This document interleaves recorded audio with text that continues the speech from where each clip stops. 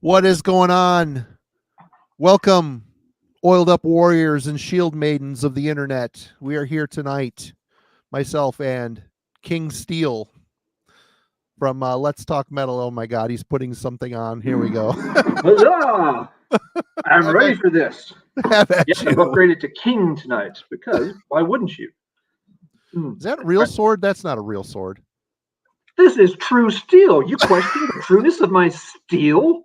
No, I'm not. Leave the room, poser. Leave the hall. Exactly. I have my sigils of office, the crown and the ring. Don't mock my symbol of office. It's not only regal, it's delicious. Grandfather, who is that man? Tonight we are here to tell you a story. Mm-hmm. A story of men of war, but we're not going to do it alone. We're not going to do it alone, but before we get there, I'll do the horn. Tell us a horror story, Grandpa. Grandpa, tell us how they can support Heavy Metallurgy. Well, young man, we've got super chats available on here, as some of you have already realized, and a t-shirt design available. Its link is in the description, along with the link to Let's Talk Metal and the gentleman that's coming up here in a minute as well. I'm going to let him in just a second, but for all the people that have been supporting, buying shirts and doing stuff on super chat, we tip our steel to you all. Thank you so much. Hail! Exactly. And your generosity has gotten Professor Steele a new mic, which he will be having next week. So it is in transit. Yes, is in transit. So it sound. I will sound even more regal and majestic when next we convene. And I promise I won't talk like this all night because that would just be annoying for everyone. but before we get going on our quest this evening, we have got a gentleman that hasn't been seen on the internet for a year. Was his last video, and we're going to bring in our friend Jason Hook from Let's Get Into It. Hail, Jason! Hail! Jason, welcome back to the internet, and it's good to show all these fine folks watching that you are not dead and you are around. How have you been? I'm good. I'm just living. I working. I still buy records like an idiot. I still listen to a lot of music, watch movies that are weird, and just live life. I haven't been able to make videos. Life has been a little busy, but I'm still here. I watch you guys a lot. Well, thank you for that. Good to hear. Yeah, and it sounds like starting to get out and about and have fun with the family and doing all the normal living kind of stuff again. Yeah. Just having a 2-year-old and things opening back up here in Massachusetts. Just trying to get out of the small town I live in and just not be looking at the same four walls. But I still listen to tons of punk and metal, punk and hardcore, and a lot of metal lately-ish. Dipping my toe into some stuff. Right on. And Alan, why are we here tonight? What have we got Jason on our show tonight for? I don't know. I was so busy getting the cosplay ready, I completely forgot. No, we are here tonight to discuss the discography of Manowar, a band that anybody who's into heavy metal for very long will come across. They're not on the same level as an Iron Maiden or Metallica, but they're not that far behind. You don't have to get very far into the underground before you will come across Manowar albums. And Jason's someone we've wanted to have on the show for a while, but it was coming up with the right topic, something that he'd be really into that we could also talk about. And when Jason has started professing his love for Manowar, we're like, okay, there is the perfect thing for the three of us to tackle together. So that's what we're going to do. And rather than do it chronologically, we're going to rank the albums from our least favorite to our most favorite, which is always fun and always stimulates a lot of good, fun debate in the chat as people agree and disagree with how we order things. And one thing I would be interesting to get started on, starting with Jason, is Jason, I know you do listen to some metal. We're in a group chat together, and so you do some metal does cross your stereo, but your channel has often been known for showing punk and hardcore stuff. So how does a hardcore kid from Boston, from the South Shore, end up brandishing iron for the gods of metal, the lords of metal, the kings of metal, I should say? So back in the early 2000s, I graduated high school in 2001. So probably 2000, 2001, 2002, I was friends with a band called Bones Brigade, which some people might know, might not know. They had a little run. They were like a skate rock hardcore band. It's like Suicidal Tendencies mixed with Minor Threat. They were straight edge. They sung about zombies and skateboards. It was fucking super fun. The guitar player, whose name's Blake, who I just want to take a second and send this out to him. His father just passed away, like literally a couple days ago. I told him I would do this. He's my brother in metal. He was into metal like more than your average hardcore kid. And we would hang out all the time. He drove a shitty fucking Volvo, like the ones that look like a shoebox. Those like late 80s, early 90s ones. Mm-hmm. And I remember one day we were driving around. And he goes, dude, have you heard this band fucking Manowar? And I'm like, no, but like Manowar sounds cool.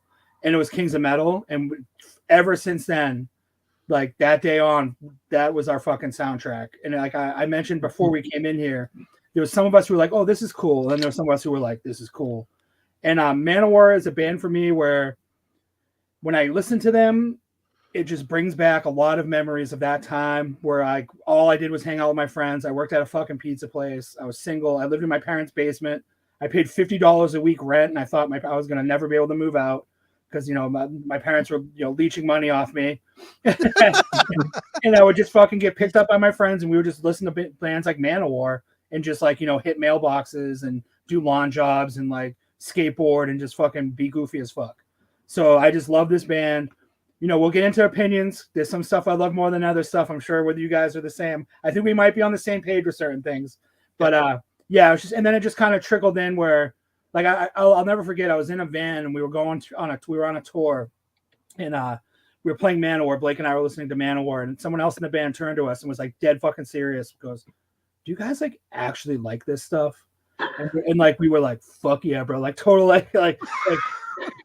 Totally.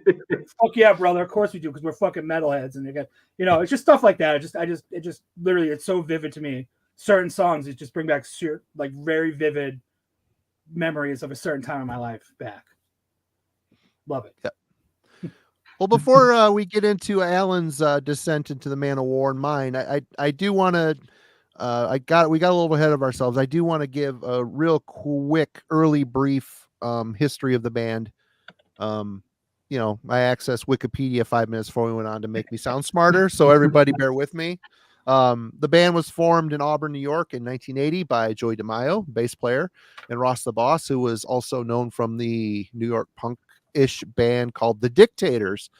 They met during the Black Sabbath Heaven and Hell tour, where Joey DeMaio was the bass tech and also the fireworks manager, and Ross was in Black Sabbath's opening band called Shaken Street.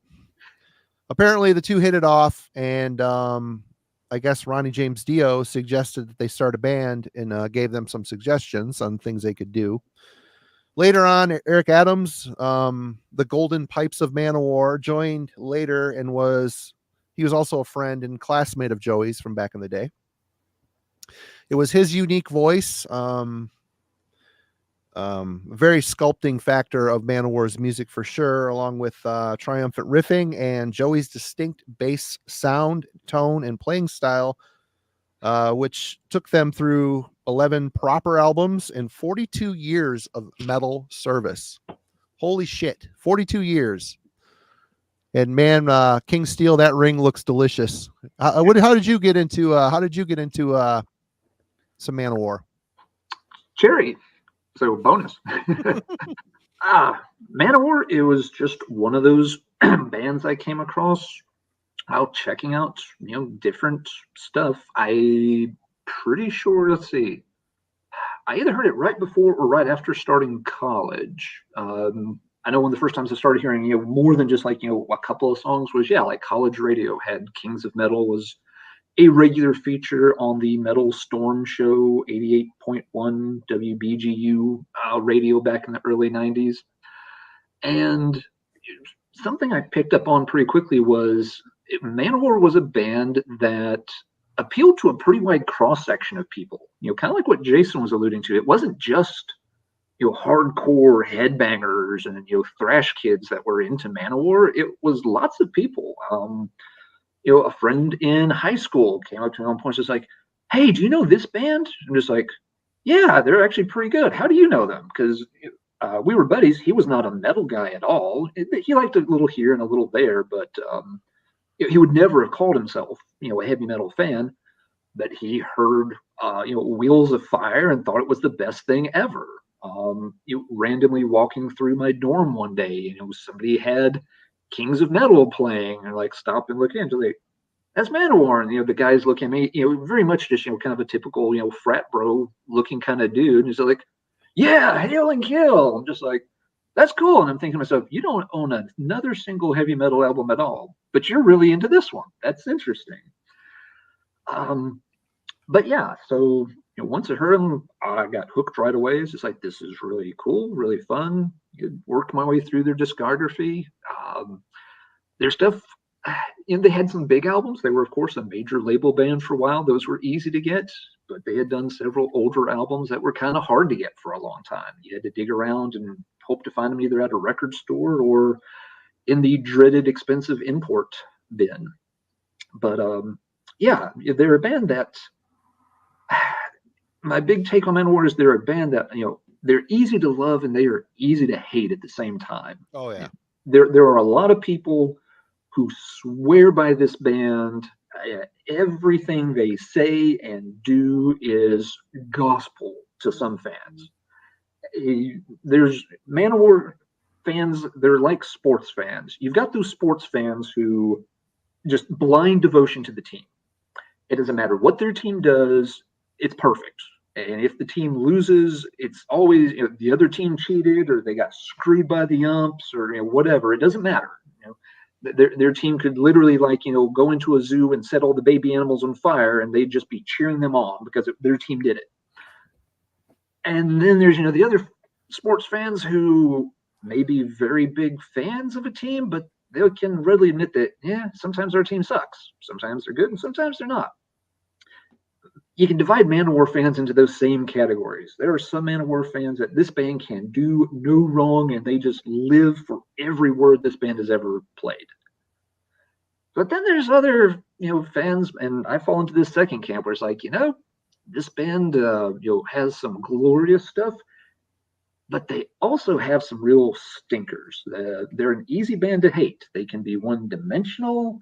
They can be a little cringy. They definitely can phone it in sometimes when it comes not just to recordings, but also to live performances. They do not always put a lot of effort into what they're doing.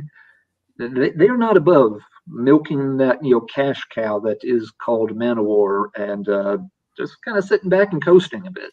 So it's a career with a lot of highlights. I like most of their discography, as we'll get into, but I'm not going to blindly proclaim that they are the lords and saviors of all things metal. I get why a lot of people do not like this band.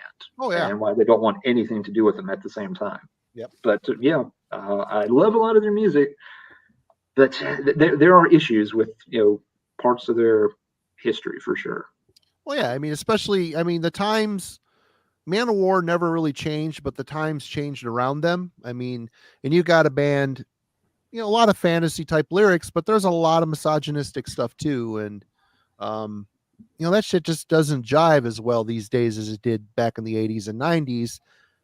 Maybe it's another reason why they haven't put out a true album since 2012. It's been a while. I know they're winding down in their career. I think this last tour of Europe, they're going to be done. I don't know for sure, but as I mentioned in the first Glorious Album Club, we covered an Avantasia album, and my whole point was, being a metal fan, a longtime metal fan, there are certain bands and certain times you have to have that conversation with yourself and see just which level of cheese you're okay with.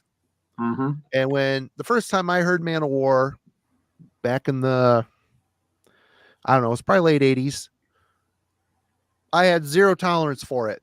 Zero tolerance for cheese. I was thrash guy. I was a death metal guy. This stuff is crap. It's terrible. My God, this shit is cheesy.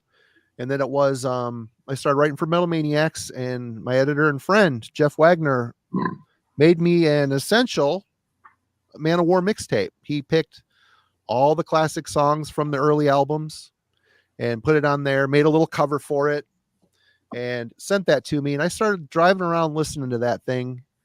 And man, it was kind of a revelation for the fact that a lot of the Ross the Boss's riffs were very doomy, really fucking heavy. And Eric Adam, there's no denying, yeah, granted, what you're singing about is part of it, but the way he sings, he's almost an operatic voice. As you know, later albums, they start to dip into the high concept and more opera. He has moments to show his operatic chops, but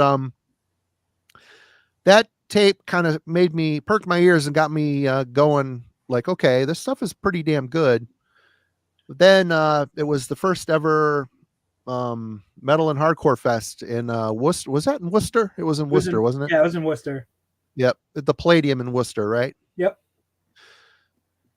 I had that mixtape in my head. I had been listening to it and seeing them in that packed theater. It was packed, and they fucking blew the roof off that place. I was 3 songs into it. My friend Matt, who was with me, and he's like, "Yeah, okay.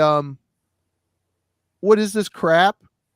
I'm gonna go sleep in the car. Fuck this garbage." I'm like, "Later, bro." He went in the car, and I just sat there the whole time, just enamored how loud they were and how fucking great they were. To a packed crowd, screaming people, they fucking shine. And then, you know, some years later, I saw them headlining in Detroit, Michigan at St. Andrews Hall with Immortal opening for them to 20 people. And they were going through the motions. You can tell they were using it as warm up for the European gigs because, you know, granted, if St. Andrews was packed and people were going crazy, they probably would have, you know, turned it up to 11, but they didn't. And so I saw both sides of it, but at that point it didn't matter because that show in Worcester, okay, I went back to my Manowar mixtape with renewed vigor and started actually tracking down records, and like I was all in at that point. And yeah, this week revisiting this whole catalog, the cheesier the fucking better, man. It got me through packaging a lot of orders, and it was so much fun. Air guitar and singing along with stupid cheesy lyrics. Yeah. But at the heart of it all, musicianship is top notch, and with an amazing singer and mostly great songwriting.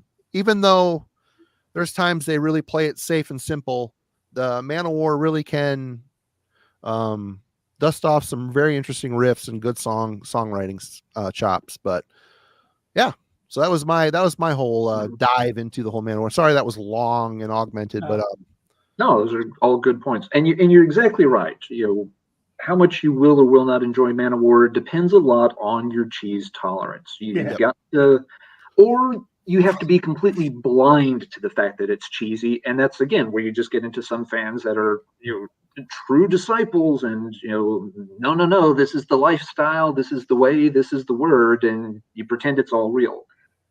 I think for everybody else, Manowar to me, it was always like one of those pro wrestling bands. Yes, that's what I was. Yeah. Yeah, if you turn your brain off for a little while, you can have a lot of fun with it. It's fun. They're a fun fucking band. Fun. Yes, but you got to turn your brain off, or at least like down to low for a little while. Now, it's important to remember to turn it back on when you're done. But if you do that, yes, if you go to a pro wrestling event, you're trying to like watch it critically and think, well, wait, now that move would actually break his neck. You're not going to enjoy it. It's going to be lame as hell. If you just turn that part off and get into it and cheer and stuff, it's good fun. And Manowar is, very much the same way a lot of the time. Yeah, that's what I was going to say. I feel like, to use more wrestling terminology, they're like guys who had a gimmick and then like just started to like live their gimmick so hard it just became them. You hear stories about professional wrestlers, like a guy would play a Russian character, but then he would speak with a Russian accent when he even wasn't wrestling because he just bought into the gimmick, like the kayfabe. And I think Manowar fans do the same thing, where I think a lot of them in their brain, they know it's goofy as fuck, but they're going to go, no, it's not, because they're being told they're not by Manowar. You know, you know what I mean? Mhm. Like, they're just playing. It's like a game. They're playing along with the character. They're playing along with the whole thing. Where they're going to be like, well, they're the only metal band that exists because you know they said that. You know, We This is hope they're funny. playing along. This is a funny comment. Ever Dark Green says, I usually skip all the songs about riding bikes and playing metal. Well, I'm sorry, dude. You're going to listen to a handful of 10 songs out of 42 years. You have a wonderful EP's worth of material left. Yeah. The rest is about Vikings and making sure your steel is true and pointed into the wind. and someone honoring you after you die in battle. Oh, All hey, things what's that going couldn't on? possibly be more New York. Which is always, it's the other thing to remember.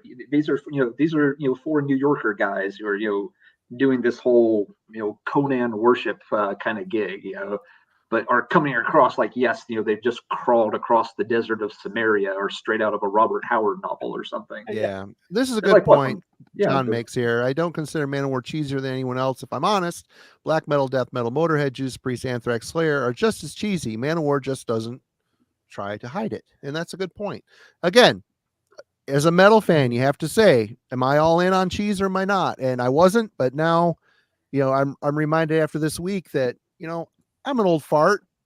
I like to have fun, and this music it's fun. It's fun to listen to if you're alone, just air guitar, and it's fun to listen to if you got a bunch of buds sitting around drinking beer on the patio in the summer. It's an uplifting feeling, and I think a lot of metalheads that stick to the dark and true, they're kind of missing that whole point. But anyway, one thing of note before we get started on this ranking is we're not covering live albums. We're not covering the remakes. They've redone 2 of their albums at the end. In fact, the last thing they did was a remake of Kings of Metal. Hey, Rodney Green, thanks a lot, man. Thanks, Rodney. Awesome of you, man. Very appreciated. Thank you so much.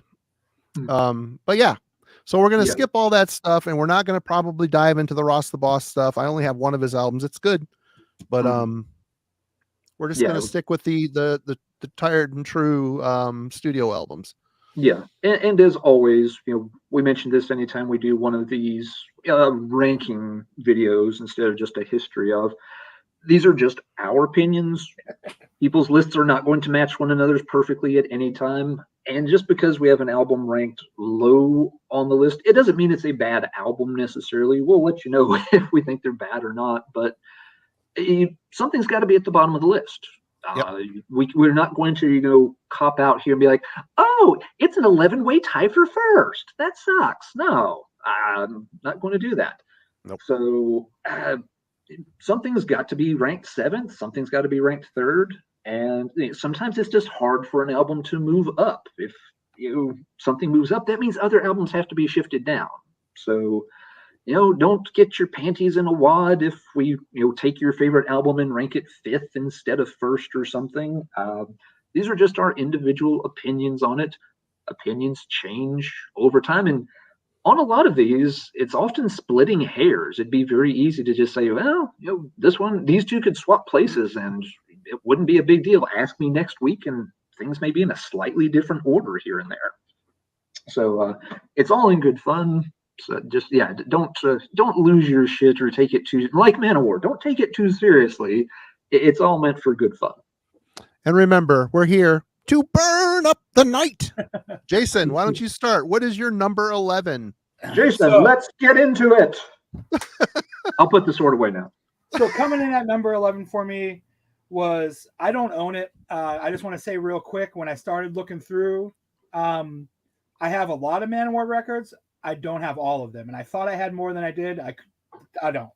So well, I can show. I've got all but one here, so I can show whatever you're. So you can hold it up for me because I was going to do the phone. I was number 11 for me is Triumph of Steel, 1992. I'm sure anyone who knows Manowar, or I think I even might have. Yeah, I don't. So this starts off with an 8-part song that just never fucking ends. And it has like a 3-minute hi-hat solo at one point. It's so clunky, and it just takes you out of it. Where I can't even remember the rest of the record. Like I was just so pissed about that like it's like, what are you doing? Like because it's not even like it's good. It's bad. Like it's just bad. And I couldn't it soured me.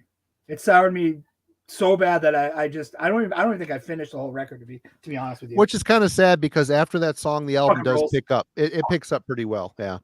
But just that, I think even if the rest of the record's great, just because of the way they started it, I can't move it higher than an 11. I can't. I don't. What the fuck were they doing with that? They were trying to capture their live stuff, with drum solos and bass solo within their album. I don't know. Yeah. It's like I was listening to it in my car, and the part where there's literally it's a closed hi-hat, and he's just tapping it, and it just goes on, and it's like, what the fuck? Like stop. Well, I mean, for me, this album, it's got Spirit Horse of the Cherokee, which is a killer song. Demon's Whip is a fucking ripper. Yep. I don't know, man. After that super long Achilles song, the rest of the album stands up pretty good with what was happening before this. But here we go. Sorry, Mike. It's so it just for Manowar for me, because it just you'll probably see how mine are going to line up after I just bash this one. We can probably guess what the next two are, but it's just I was visibly angry driving. Like I was just like, I don't need this. I want to hear about riding a steel horse and a sword wet like a maiden and all that bullshit. I don't need like weird out of tune bass and hi-hat cymbal and like keyboards. Like that, fuck it. I don't want to hear it. All right. Shots fired. King Steel. Where are you at? Number 11. Yeah, let's see. Yeah, I'll get to Triumph of Steel in a little bit. It is. I understand it is an album I think that ranks pretty low with a lot of fans. That makes sense, Jason, for sure.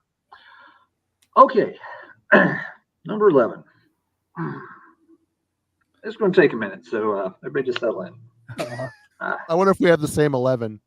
I don't know, but I know what my number 11 is, and there's no doubt whatsoever.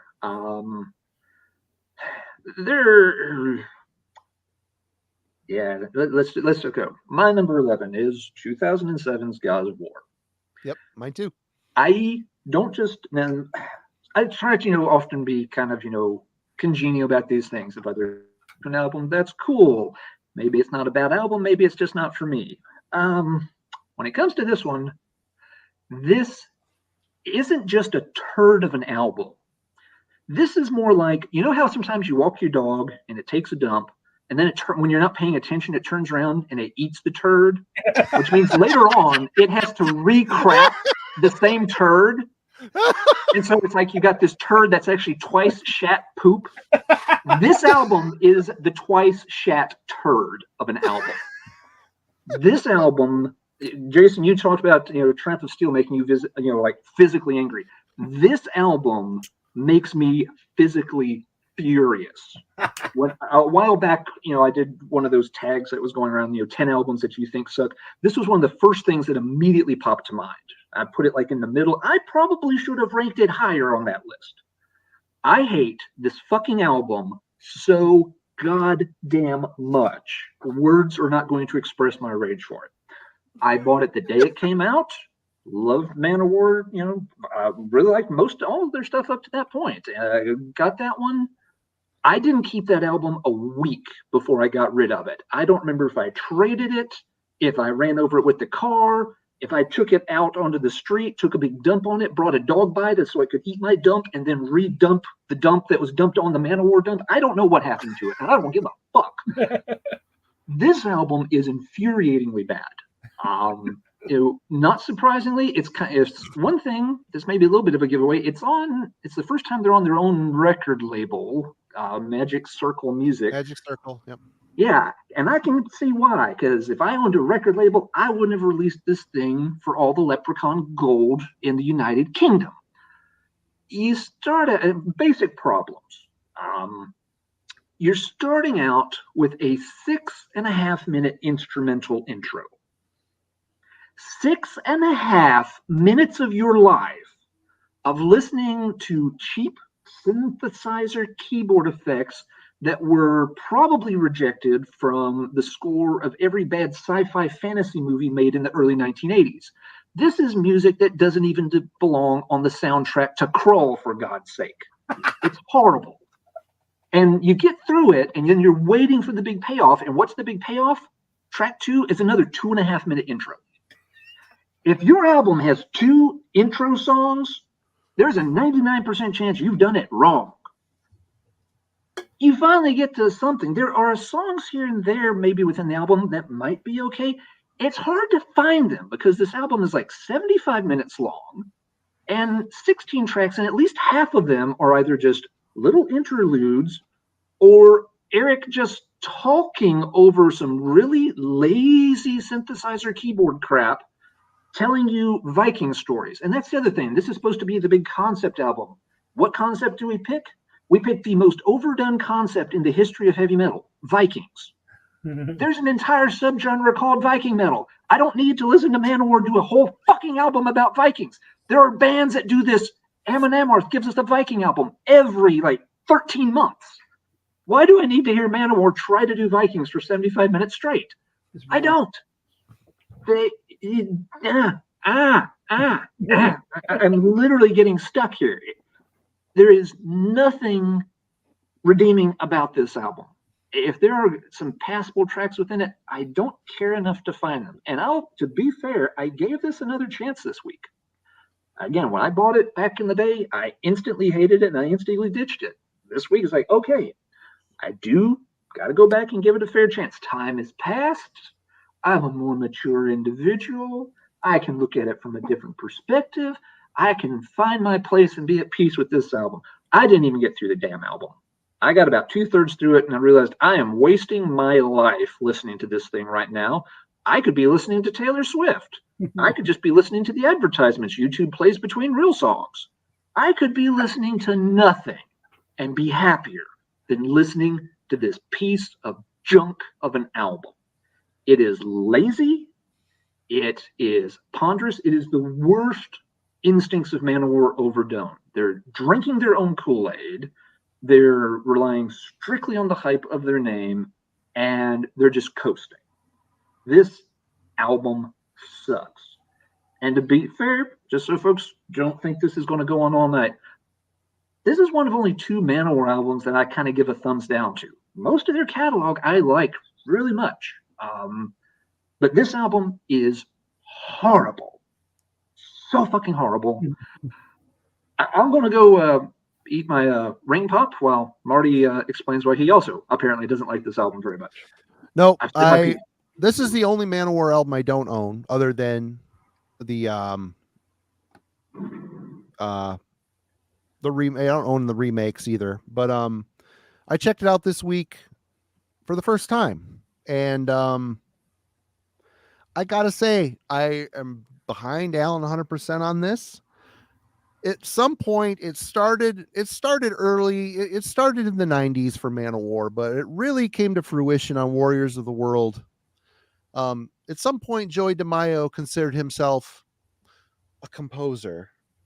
I'm a composer. I'm a modern classical composer. Wagner, I think in one of those videos that Jason held up, he talked about, how Wagner was a big influence musically. So out come the Casios, and I was quite surprised. Gods of War is basically mostly synth or narration. They're trying to make it like a soundtrack, and there's some Manowar songs sprinkled within this cosmic clutter. But the problem with the real Manowar songs, when they finally hit, it's plagued by repeating the same fucking chorus over and over and over and over again, to the point where the songs, even if there was any merit of worth in the song, it's killed in the chorus. It's kind of like what Maiden did on the fucking Virtual 9, whatever the fuck it is. Virtual 11, yeah. Yeah, album. Fucking the drums, you know, there've always been a drummer, you know, Scott Columbus, up to a certain point. He passed away. The new drummer comes in on Gods of War. Other than, it sounds like Drum Machine. Always does. Always has. Early stuff, not so much. Middle era, it sounds like Joey recorded all this shit on his computer in his mother's basement. It's what it sounds like to me. Well, the vocal production is decent. Eric Adams, to his credit, he has withstood the years. I think I've seen some recent-ish concerts where his voice is starting to show some signs of stress, but you don't sing the way that guy sings for a very long time and not have some sort of an impact of age and all that stuff. It's probably another one of the reasons why they're winding it down. But Gods of War is heavy concept, poorly executed, and it's just a piss poor album. And like, you know, basically, Alan, they're smelling their own farts. They've smelled their own farts for so long. They think the shit is, you know, brute or whatever. I don't know, but it's a very poor album. I'm glad I don't own it. And yeah, that's my number 11 as well. Everything you said, but I said it angrier. Yeah. Wait, you guys. It was my number one then. It was fucking hard to get there, man. It was fucking hard to get through that album. And I tried I got through it once, started spinning it a second time. I'm like, oh my God, so fucking hard. It's so boring. Though when the Manowar songs hit, it's the same lyrics rearranged that they've been singing for the last 20 fucking years. The same fucking lyrics, the same concepts. This whole Valhalla thing is not a new concept for Manowar. Granted, Manowar went on and influenced what you could consider the first wave of Viking metal. Bathory, Korthon admitted to hearing Manowar and changed up Bathory into this Viking metal thing. So, I mean, Manowar is very influential on Bathory, which spun off an entire new genre. But man, it's so tired sounding. They sound tired, very tired on this album. And this was 2007. Yep. You're up, Jason. What is your number 10? My number 10 is Gods of War. Which, like, I mean, 11 and 10 and 11 for me were kind of interchangeable, to be honest with you. Like, I think, like, Gods of War is just a shitty record. I mean, we've already, like, I think, you know, Alan kind of hit the nail on the head. The thing with Triumph of Steel was I was just taken out of it by the beginning of that. Another thing about Gods of War, I bought that on CD. I don't know where it is. I mentioned briefly, I used to drive a really shitty Ford Escort, and in the trunk I kept a giant box, and I would just throw CDs in the box. And then when I had to get rid of it, I went to pull the box out, and this much of it was wet. So I lost a bunch of CDs, and this is the era that this album would come out, so that's where it probably ended up. So I don't know where the fuck it is. But so I listened to it once. I hated it. Didn't get me. I listened to it after Triumph of Steel. So maybe I was still like getting over Triumph of Steel, being so pissed off about the beginning that like I kind of gave this one a little bit of a pass. So I hate it. It's horrible. And the one thing that does piss me off the most about it is they did, if you look up, if anybody owns a CD or owns a record, they tried to do all the lyrics and stuff in like runes, and it looks fucking, you can't read any of it, but it's not, but it's like, they're trying to do like fake runes. So it's words, but you can't fucking read it. It's like neon blue, and you can't, it makes no sense. But yeah, so that's my number 10, Gods of War. Yep, for sure. Oop, hold on. You're up, Mr. Allen. What is your number 10? Sure. Before number 10, I'll add one amusing little thing about Gods of War, just to end on a little happier note as we leave that album in the dust. If anybody's reads or digs through the Auto Thrall blog for heavy metal reviews, folks have mentioned it from time to time on the stream. It's a long-running blog. They have I don't know if it's one person or a couple of people working together, but they do very well-written and thought-out reviews for lots of albums. The title of their review for God of War just always makes me laugh. They're pretty harshly critical of the album as well. but their like title and intro paragraph is, "So who gets the fifth chick?" Because if you look at the cover art, you've got the 4 members of the band represented, and there's 5 naked women writhing around them. And so their first paragraph is just like, "I'm sorry, this bugs the shit out of me, but who gets the fifth chick? Is she like, are some of you guys like sharing her? Is she not into guys? Is she just like there to hang out?" DeMaio gets 2. Yeah. They're just like, yeah, who is it? He's like, it doesn't really matter. Or, no, I don't care. But he's just like, but it's always bugged me. So yeah, anytime I look at that cover now, it's just like, huh, who does get the fifth one? I don't know. Anyway, thought I would end with something amusing about the album after my vitriolic rant there a minute ago. All right, number 10 for me is 1996's Louder Than Hell. And boo, not a big fan of this album, but yes, it's not an album I hate. This album to me is just kind of boring. This is where, when it came out, it was, fairly hyped because it came out just dead center in the 90s when, quote unquote, true metal, especially in the US, could not have been more dead. Nobody was paying attention to or releasing a lot of this stuff on a visible level. Yeah, and I remember, there was I don't know if they were the cover story for Metal Maniacs, but they definitely had a big color spread in Metal Maniacs. I want to say Sue Knowles may have been the one who wrote it. It had like all the guys, on big shiny chrome bikes. The Kings have returned, and kind of this little hype. That coming back to save us from the dregs that metal have kind of devolved into here. And so I mean, I was happy they were coming out with another album. After Triumph of Steel, their future was a little bit in doubt. But yeah, they bounced back. They come out with this album, and I just didn't feel like it delivered very well. This was the album for me where it really started to feel like Manowar was just rehashing their ideas. It's like everything on here kind of sounds like stuff they did on the 3 albums they released for Atlantic, but it's just not as good this time. I mean, when you are rehashing something, it's rarely going to equal or exceed the original.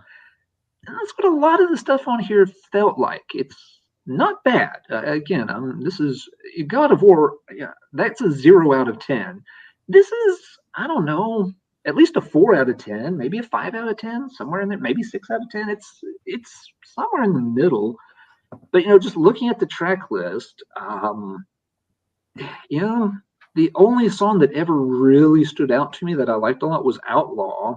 And replaying it this week, even that one's kind of like, they've done that, but they've done it better. So, yeah, it just ended up being sort of an okay album. And again, when you're a band with Manowar's pedigree and all these great albums, from the past decade, you got to do better than just an okay album. Okay doesn't really cut it at that point. So one quirky little thing I'll point out if I'm going to nitpick, and this is just minor, it always threw me off a little bit that, in the title or the opening track, they keep repeating, the phrase "goddamn" over and over. And it's not the first time they, cursed him. That doesn't bother me, but it just feels very forced in that song. It's like how many times can we swear in this song just to get a cheap rise out of people? Because every time we say it, everyone's going to go like, yeah, one more time. And it felt kind of gimmicky. It's like the song doesn't require that. It's not adding any extra force or weight or oomph to the song. It's just there, to get the extra little cheap rise. Going back to the wrestling analogy, it's the heel just kind of standing over the guy, gloating before, taking too long before he tries to drop the big elbow or something. You don't need to do that. You're just trying to get a reaction from people. And so it's just things like that. I always felt very weird having it in that song.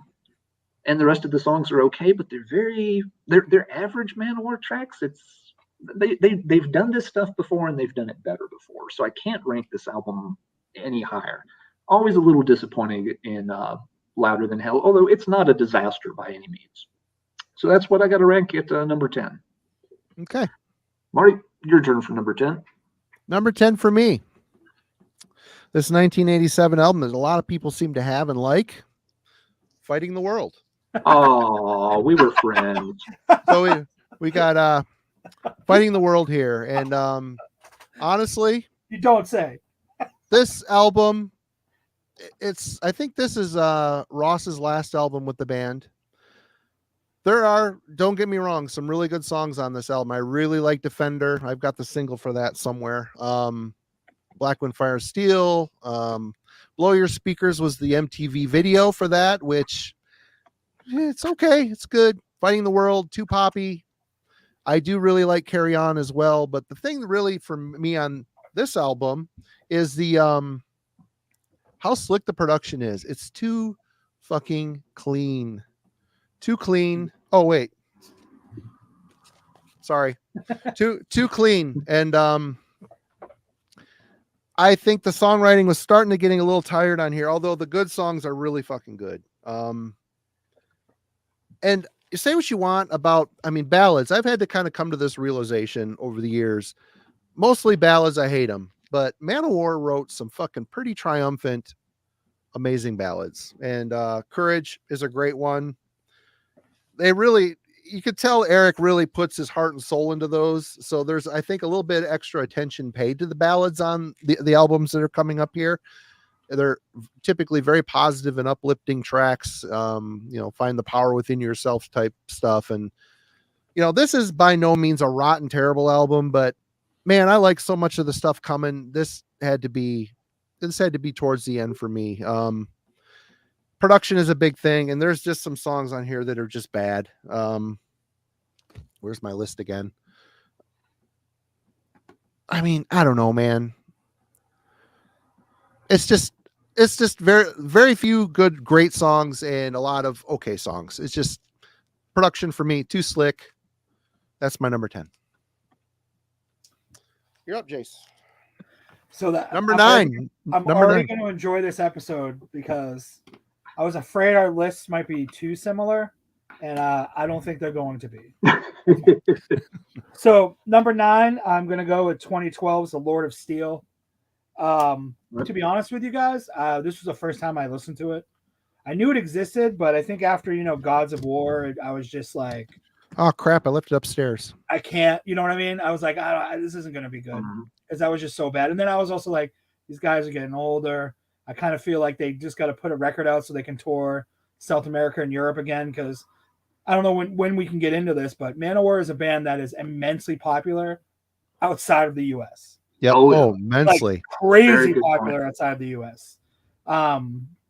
Which makes me kind of think it's funny because, people outside of the US might see them as like superstars, where Joey DeMaio probably buys like, Gatorade at the 7-Eleven up the street from his house outstate New York, and no one fucking knows who he is. Yeah. You know what? So I listened to it. I didn't get as, sweating anger, visibly red faced as I did with Gods of War and Triumph of Steel. But to be honest with you, I just forgot about it afterwards. And I'm not seeing anyone back it up. So hopefully I think I'm in the right mode here, but it's my number 9 as well. It just didn't do much for me. Like it's not bad, but I was just like, okay, I want to go listen to this now. Like I want to go listen to this Manowar record. I don't really need this. So that's, and I don't own it. So I did the YouTube while I chased my kid around the house, played it in the background. But yeah, so it would be Lord of Steel, number 9. Alan.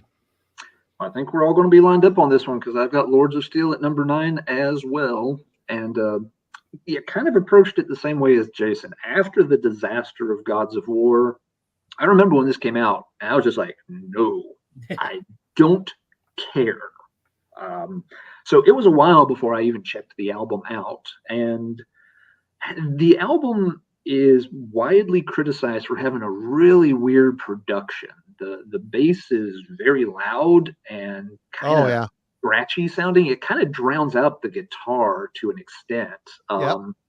It's a weird production, and it's one of those things that again makes you just think, hey, come on, you guys have been doing this for decades. There's really no excuse for for messing up the production when you're releasing it on your own record label anyway. Because they didn't want to pay a big studio. This I would Yeah. be 1,000% sure that this was recorded in his basement.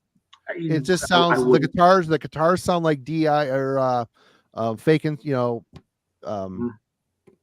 instrument modelers. I can't remember the exact name of them. I'm drawing a blank right now, but yeah, go ahead. I'm going to follow you up here with the same topic here. Yeah, it's going to be the same points. I won't belabor it. It's the return of the original drummer from Battle Hymns. Scott Columbus had, sadly passed away after in between this and the release of Gods of War. But if you can get past the production, it's actually not too bad of an album. It's not. I have it ranked at number 9 in part simply because it's the album I know the least. I've played it a lot less than any of the other albums except God of War. So I just don't really know it well enough to rank it higher than the stuff that's going to come. But it's really not that bad. They move away from the pompous bullshit of Gods of War and just kind of get back to putting together a pretty solid metal album. And looking over the track list, a few of these at least, even though I've only played it, a handful of times, some of these stick with you a little bit. Born in the Grave is, the vampire song. Expendable is one that I like. El Gringo, it's the one. It seems like most albums they have that one sort of Western Americana track. So okay, they're allowed one per album. I've got no problem with that. So yeah, it's not a bad album. It's a solid Manowar album.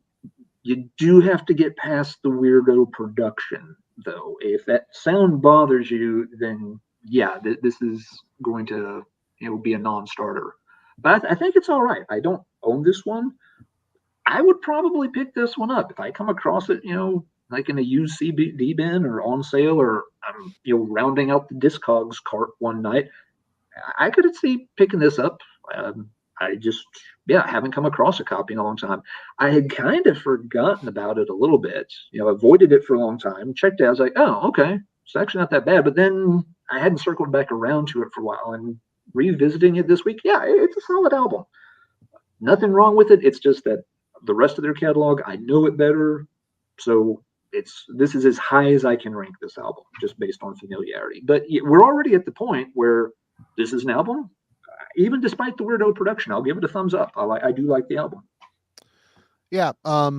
This album showed up in my mailbox one day. My friend S. Craig Zoller, thanks, man.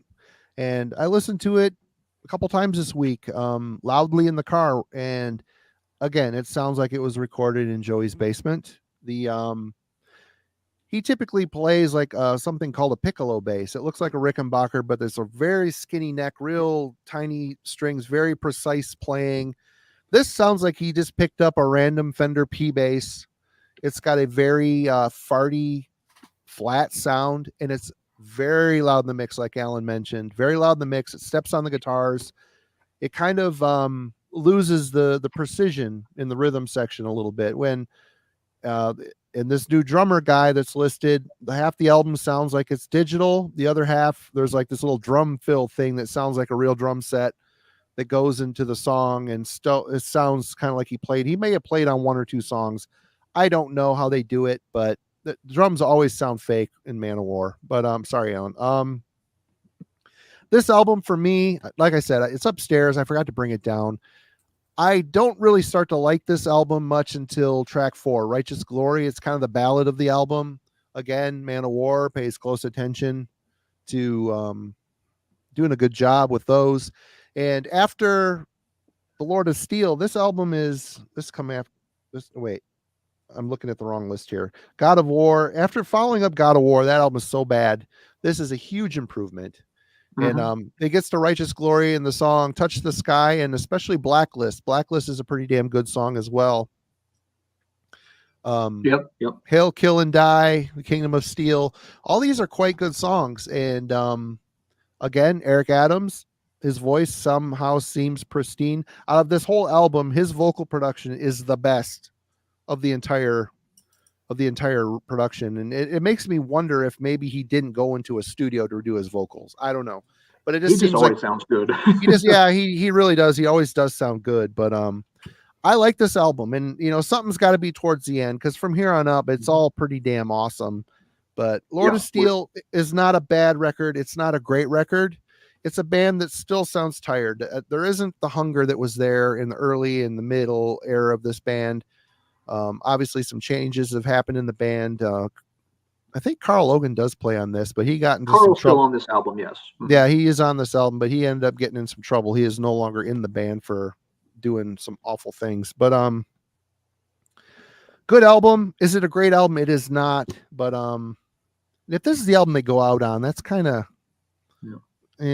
But anyway, yeah, that was my number 9. Yeah. The band, just to throw it in here, so they did an EP last year, I think, and supposedly the plan, just in terms of coming to the end of their career, they're intending to do a set of like 3 EPs that combined will make up the final Manowar release. The first one came out in 2019, is called The Final Battle Part 1.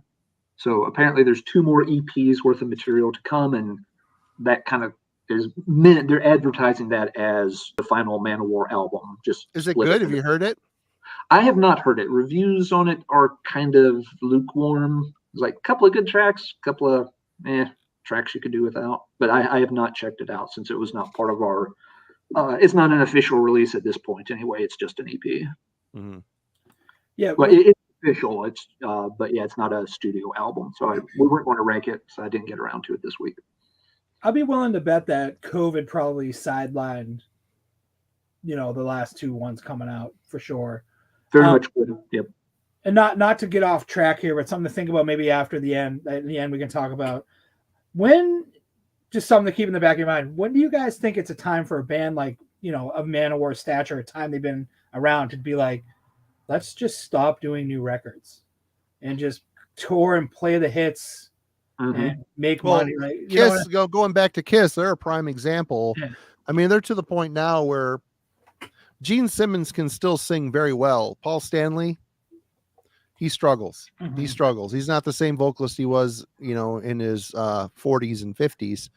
Those guys are in their 70s. I don't know how old Manowar is, but they're not spring chickens either.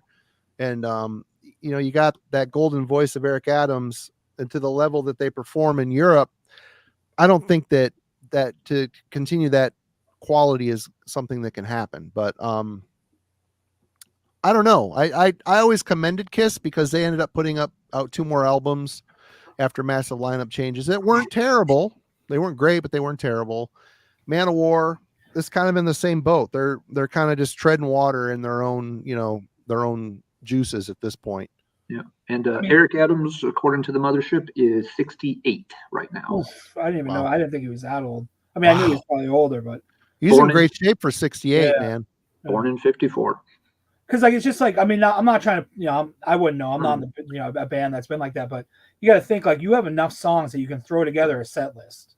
Oh yeah. Or you could tour on a record. You could be like, we're just going to play X record, and then you could probably milk that for as long as you want. They were to go play battle hymns for a year. Yeah, dude, I would go see that. If there's 3 of them within driving distance, I'd go to all 3. Yep. No, it's a good point, Jason. And I mean, they're literally just re-releasing those albums now anyway. So I mean, they can already say, hey, we just re-recorded and re-released battle hymns, so yeah, we're just going to go tour battle hymns, and people would show up and pay for it. Well, maybe, but probably.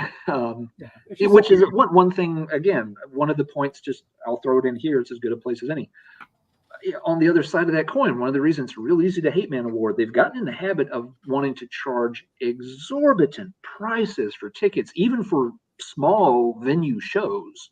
I know a couple of years, right, I guess before the pandemic, they were, I think it was Atlanta, they were playing a smaller place, and it was like $90. Yep. It's like, who the fuck pays $90 to go watch Manowar play a club with a capacity of maybe a couple of hundred? Well, there's only 50 people that are going to show up actually anyway. Well, that's all that can afford it. Yeah. and it's only them. They don't have it wasn't like it was a package with 3 or 4 other big names.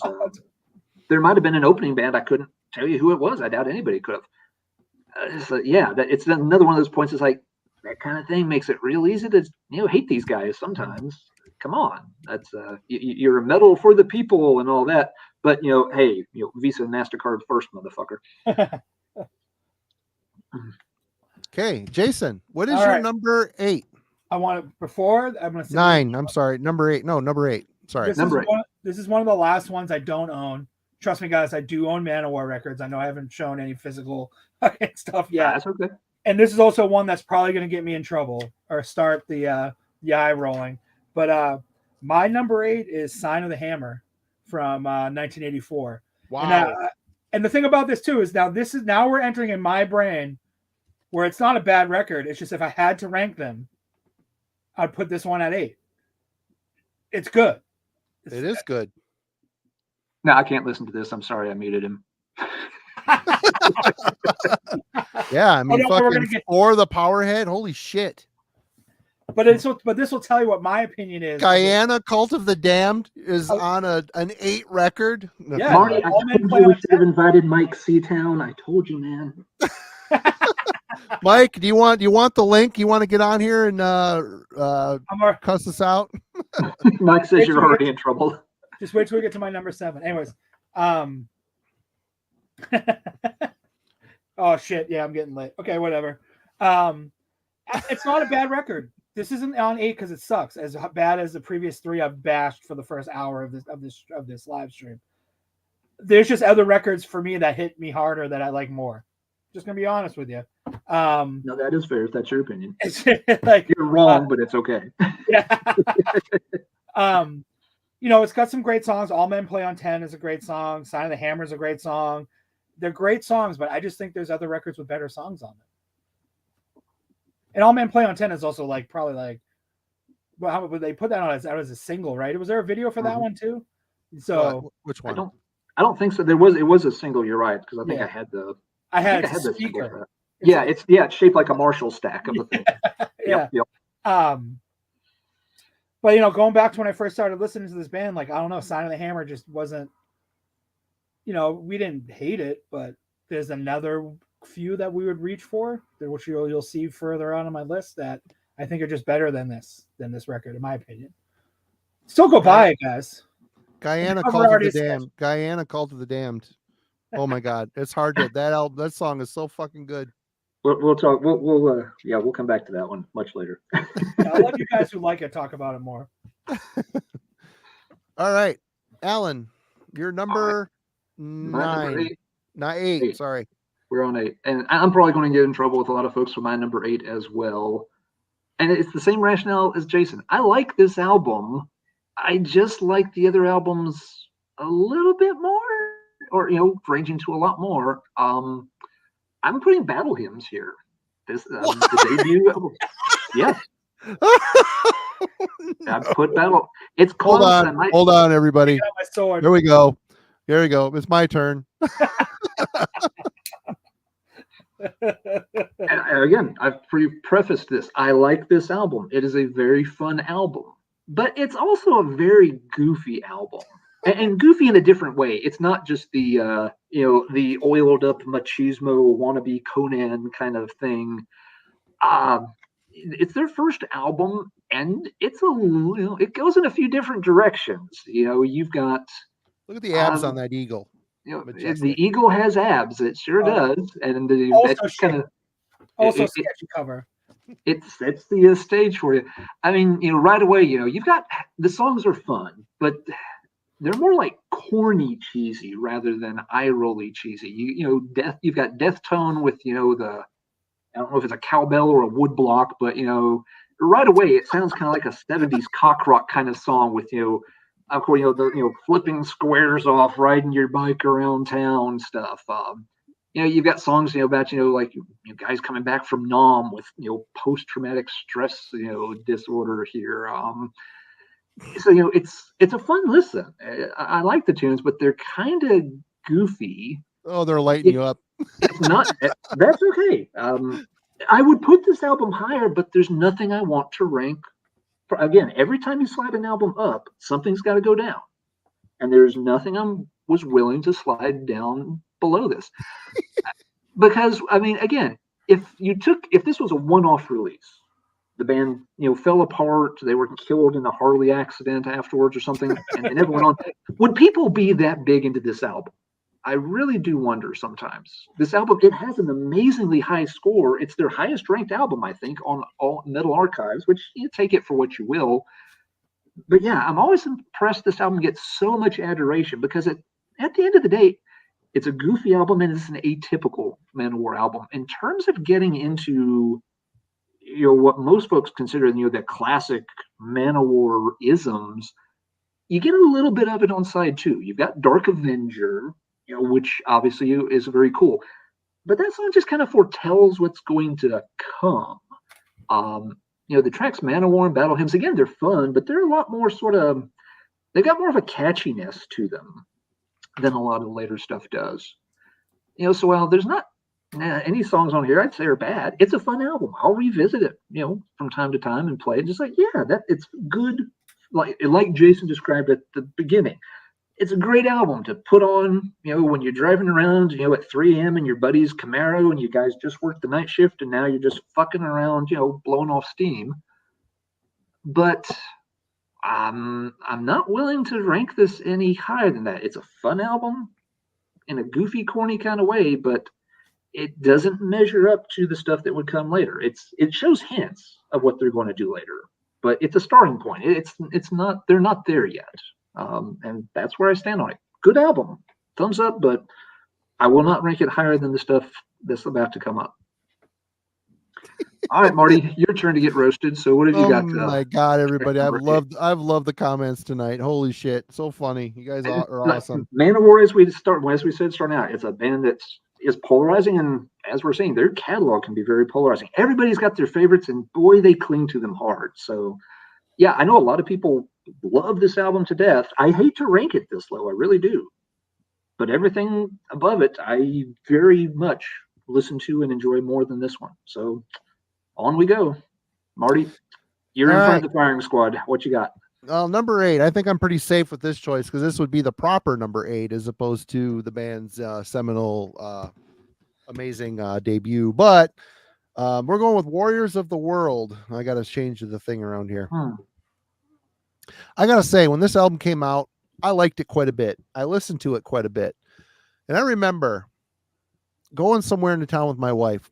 This was in the stereo. I was rocking out in the passenger seat. We're at a traffic light. It's playing. She looks at me and she's like, "Is this a fucking metal Disney album?" I looked at her and I said, "Do not ruin this for me." And she's like, "Seriously, it sounds like Disney music." I kind of stopped. I put my air guitar down and I started seeing visions of a cartoon prince singing along with a cartoon squirrel. And from that point on, I mean, I still really like this album for the most part. Especially the opera tune on here, Nessun Dorma. Fucking fantastic. Eric Adams crushes on this song. But I mean, Warriors of the World United, great song. It's super simple Manowar. It's them playing their formula, doing what they do well. House of Death, Fight Until We Die. I mean, there's some really great songs on here. And I really almost hate putting this at number 8 because it is a good album and I like it. But again, this is when I said the composer, Joey DeMaio, starts messing with all these, soundtracky type compositions with keyboards and choirs and orchestras. And again, I can see a musician wanting to expand his horizons and incorporate other music he's into, as in classical music and whatnot, and orchestra and opera and all that other thing. And it gives this album a lot of cool dynamics. I don't know. I like it. It's a good album, but it's my number 8. Okay. Jason. All right. Let's get some more people to be mad at me. Came out the same year as came out the same exact year. Am I showing this one for you too? Oh wait, okay. I can say anything I want to now, and no one's going to care a bit after this. That's a tough. You are dead to the internet now, sir. Hail to England, number 7. That's like vomit criticizing puke or vomit criticizing poop. Oh, that's uncalled for. That's a bad choice. Where he just got done slamming battle hymns. I did not slam battle hymns in any way, shape, or form. So Oh my God. possibly my favorite cover art, maybe.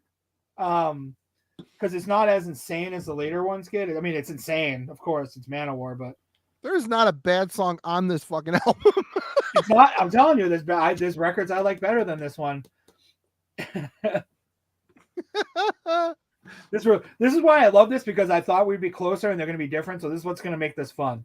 Yep. And like I said, I gave my cop out cheap disclaimer that after here on out, I think these all they're not bad. It's just where I got to put them. Frank. Oh. So yeah, so it's Hail to England. Blood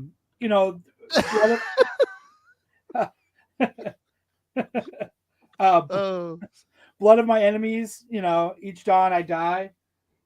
Those Bridge are of fucking death. Oh my God. Bridge of death. It's good. It's good.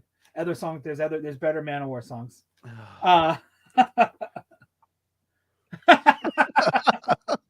NFTs will come back.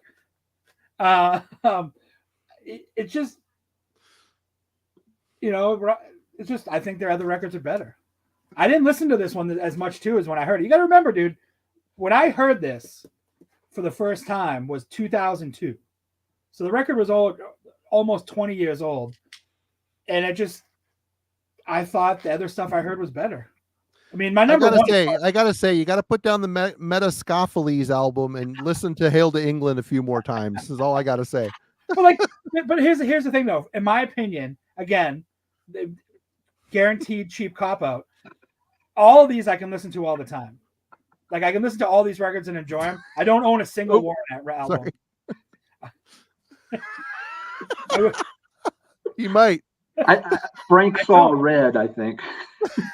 Yeah, so Hail to England at number 7. Hey, sub to my channel. Oh, here we go. Did Jason come back just only get canceled? He's going out on his own terms, ladies and gentlemen.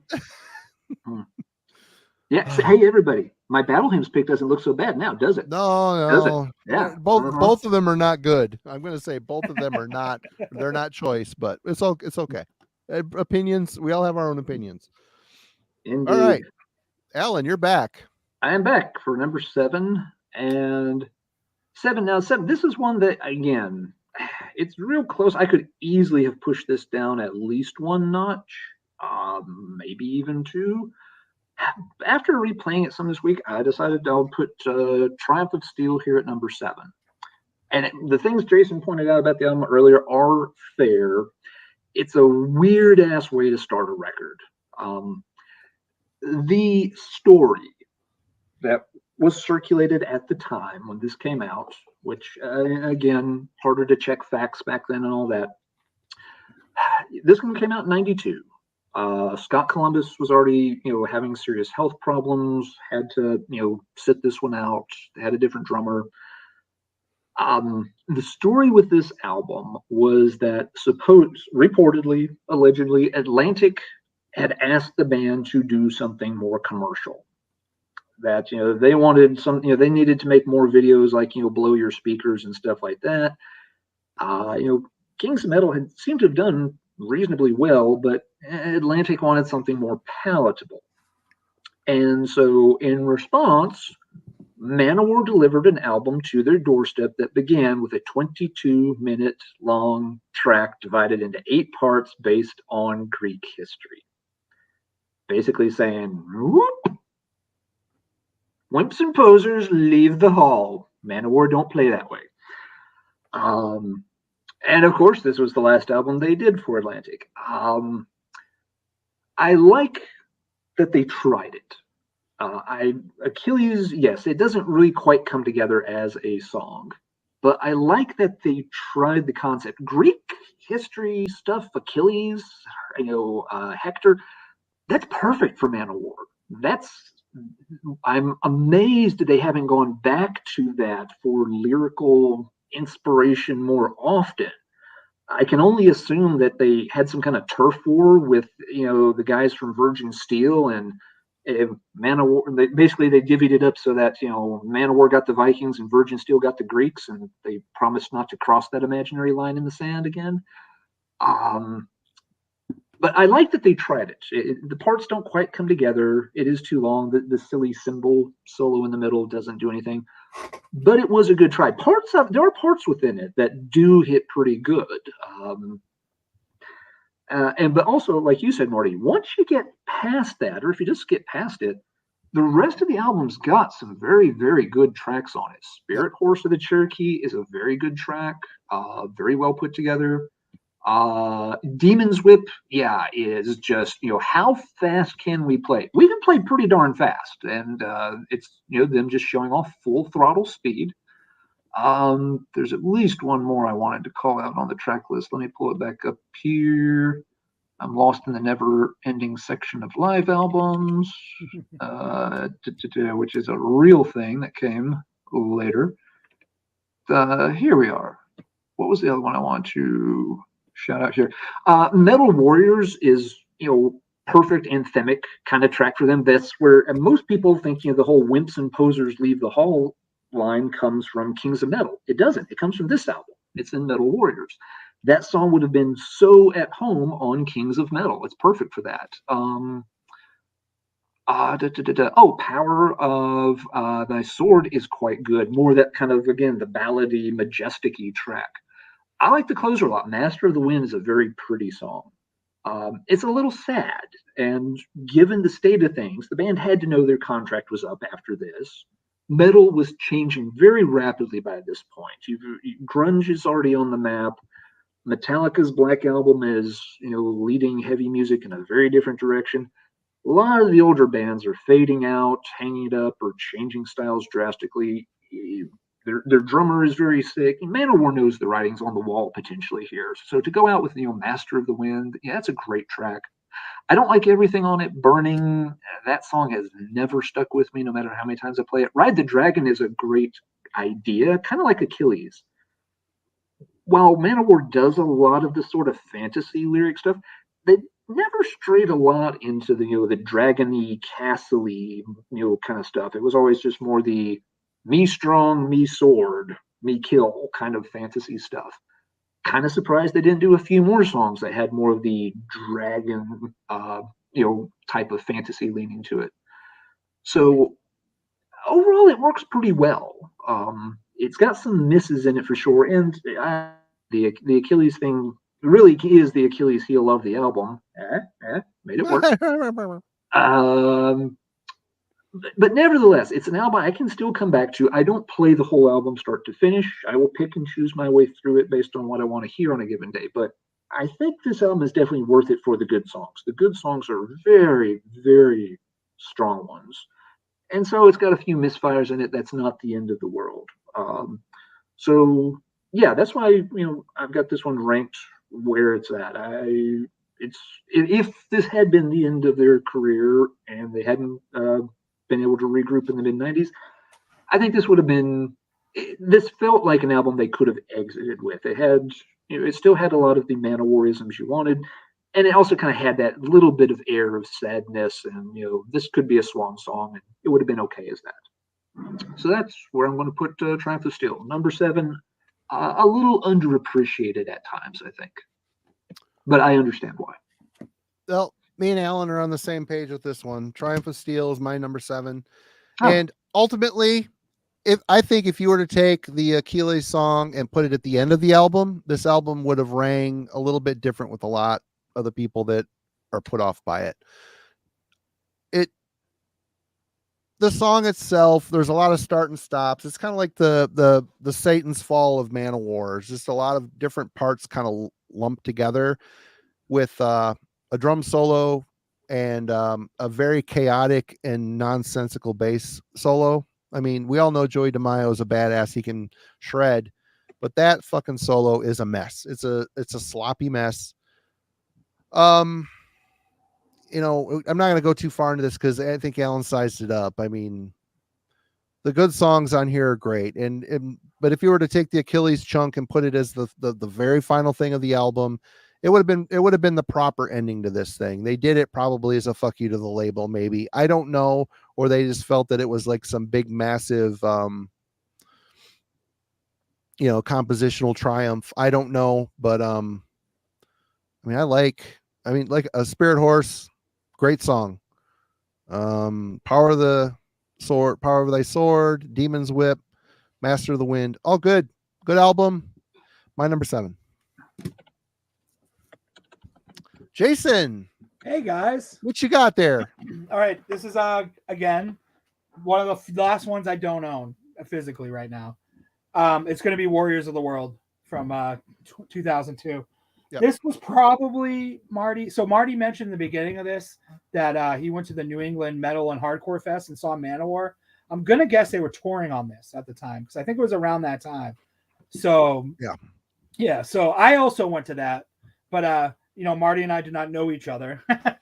But our swords were pointed into the same wind. Yes, they were. They were. So I just remember like we bought that so probably less than a year before that I heard Manowar for the first time, and then it was like Manowar Records coming out.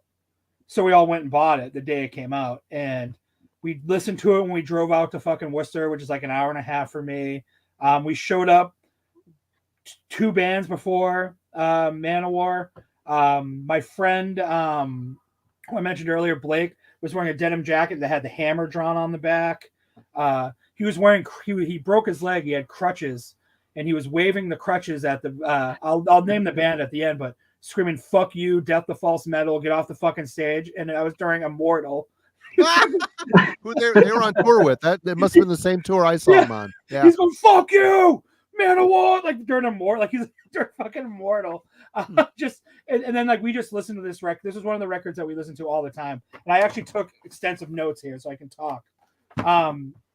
Like A Call to Arms, man. Great fucking opening song.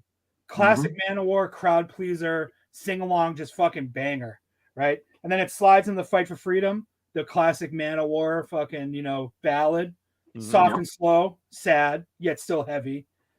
Then Marty mentioned this earlier. You get to the opera song, and I love it. It's amazing. I don't hate it. I just don't think there's any need for it. No, it's no need for it, but the talent on display is great. Yeah, I mean the guy's got pipes, but I mean you got the Call to Arms. You're like, fucking Manowar rules. This band fucking rules. You get the ballad. You're like, still, this band so fucking rules. I'm feeling sad, but it's awesome.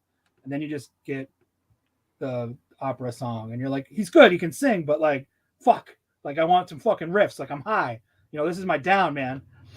And then it goes into the 35-second like Valhalla soundbite thingy, and then Swords in the Wind, another fucking total banging power ballad, like heavy, just not too heavy, just you almost want to cry. You're thinking about people that died.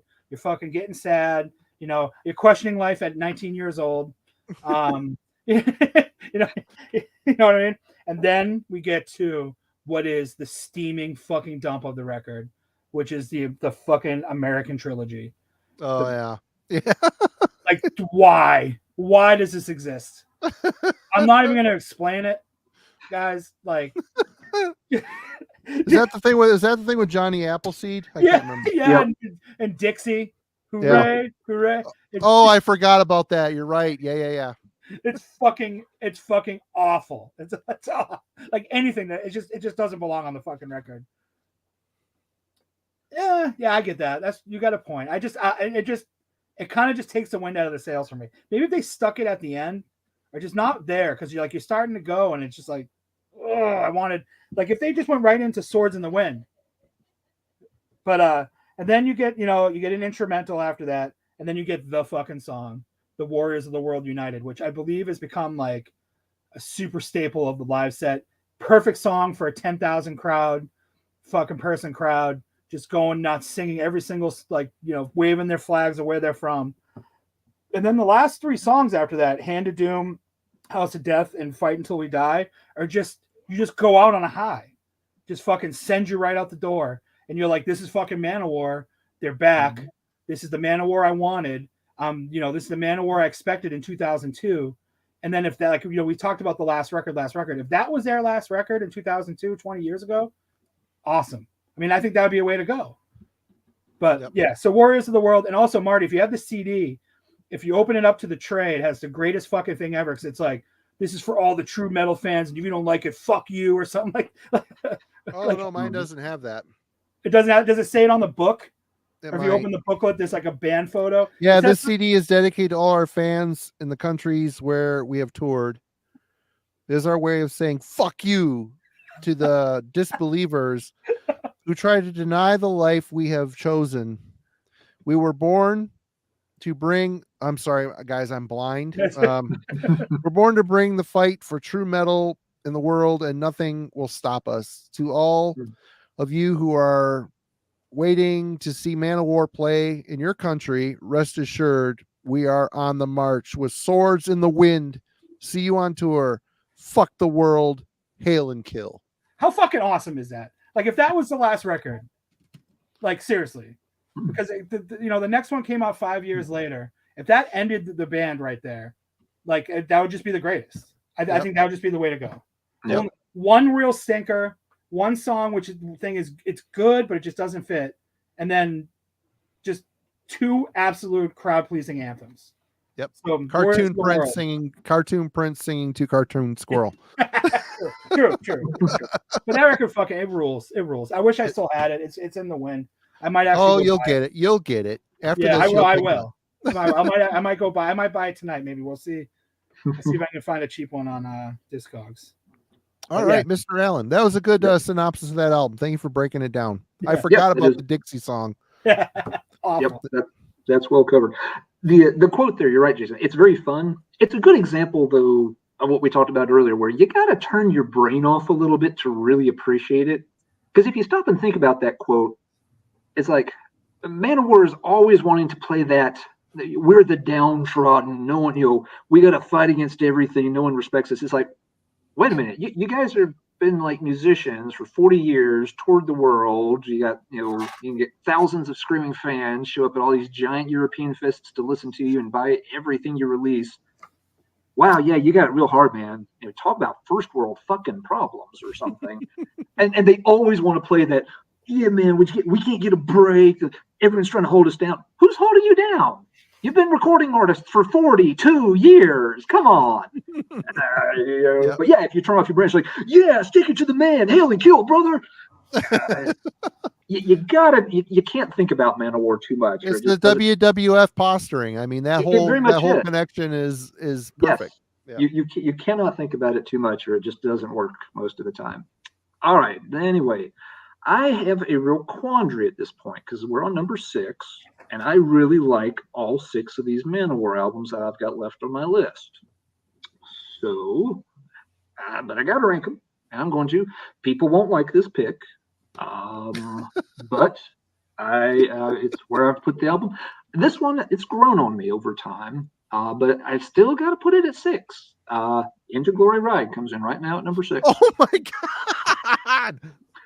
Nope. I will back it up with science and data and facts. Oh, I like again. Let me guess, you did your own research. Darn right. I've owned this album. I've owned it forever. I don't think I have a physical copy right now, but part of the collection for a long time. It was one of the earlier Manowar records I got. A lot of people love it to death. That's fine. There's a lot of things to love on this album. But this album this is Manowar still finding their feet. I'm sorry, but this is not the full concept completely realized just yet. Again, I'm the Manowar fan who is not going to blindly adhere to everything they've done and just drink. I'm not just going to drink the Kool-Aid. Thank you anyway, Reverend Jim. Thank you for the Kool-Aid, Reverend Jim. No, thanks. I've had enough. I want to stick to beer tonight. And there are some things on this album that are a little weird. It starts off with that stupid sound clip of the parents busting in on somebody screwing around with their teenage daughter. It's just stupid, and that's not cancel culture. That's not wokeism. That was just dumb. It was dumb in 1983. It was dumb when I first heard it around 1990. It's dumb now. It's just like, what? And it doesn't have anything to do with the song that comes. It's not like it ties in. This isn't leading into Christine 16 or a song about jailbait or something. It leads into Warlord, which is a motorcycle-y song.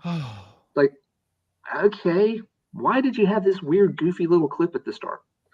Warlord is another problem. Warlord is not a good song. It very much feels like it was a leftover from Battle Hymns, and maybe it was, I don't know. That song would have made a heck of a lot more sense on the Battle Hymns album. If you took Warlord and put it on Battle Hymns, and you take Dark Avenger and move that to Into Glory Ride, just trade the two, both of those albums would be a lot more coherent and make a little more sense to me. So you're kind of off to a dud of a start, but then it gets amazingly good, amazingly fast. You've got Secret of Steel, awesome track. You've got Gloves of Metal, awesome track. They're killing it here. Gates of Valhalla is pretty good. This is where the band hasn't really completely tightened up the whole epic vibe just yet. The song goes on a little too long. They could have ratcheted things down a little tighter on Gates of Valhalla. It's still pretty good, but it's not as good as those middle two tracks. The middle two are fantastic. They're classics. Side B, you've got 3 relatively long songs, and they all 3 tend to go at a little slower pace. Which March is for okay. Revenge is fucking awesome. It is, but it's one of 3 songs in a row that all move at this same kind of pace. I don't mind the doomy side of epic stuff. I rather like it. It's just a little odd, again, in terms of the way the album's put together. Having those 3 come back to back to back, it makes that second side feel like a very long listen. Individually, the tracks are good, but playing all 3 of them back to back to back, it takes a while to get through all 3 of them. And they're still figuring out how to build these songs. You know, you've got, in 1 or 2 of these, you've got where they've got, like, you know, the little tinkly bell sound effect once or twice. Within an album or 2, they would know how to replace that with something much bigger and more massive and impressive sounding. They're still... Here they don't. Here they just have this, you know, little tiny chime sound in the track. So they're still working out the formula. They're getting it right on some of the tracks, and they're maybe just missing a little bit, you know, with some of the details here and there. It's a great album. It really is. But I've got 6 great Manowar albums left to talk about, and something's got to be listed 6th. The last thing here it's worth commenting on. It doesn't affect the music. The cover photo is hilariously bad. This is one of those that always shows up on those, like, you know, 10 cheesiest metal album covers of all time. You've got the guys standing here looking like extras from the set of Road Warrior. I don't know who's second from the right in the picture, but, you know, he's got the white Columbus. pants. Scott Columbus. Yeah, he's got the white pants on. He basically looks like he just. Oh, no, that's Eric. That's Eric Adams. Okay, that's what I think. Furry boots, yeah. Yeah, he's got, you know, he looks like he's just ripped the sleeves out of his, you know, Saturday Night Fever jacket and, you know, grabbed some fuzzy boots. The photo is hilariously bad, and I never understood why it was colored the way it was. It's almost like they tried to apply some weird sepia type filter to the picture. On the original vinyl cover I had, you know, it's very brownish greenish looking. It's very kind of washed out, like they were trying to make it look like an old-timey photograph. But it's an old-timey photograph of 4 dudes from New York dressed up like extras, you know, from Arnold Schwarzenegger's Conan movie or something. Those concepts just don't work together. Hey, grandfather, tell me a story. Back in my day, here's what barbarians looked like as they roamed around the streets of the Bronx. It just doesn't work. It's fun. It doesn't impact the music. But it is one of those things that's just like, yeah, you guys haven't quite got this worked out yet. You still got a little work to do on the details. So you know what? I would have loved to see the pictures for that album cover shoot that they didn't choose. you gotta, if this was the best one, man, that'd have been fucking great. You gotta wonder what was left on the cutting room floor. But yeah, to folks that like it more, hey, I get that. There's a lot of things to like here. But some of the albums coming up, I just feel, for me, again, my opinion, what I'm going to reach for when I want to hear Manowar, I'm going to reach for some of these others more consistently. I just am, and that's me.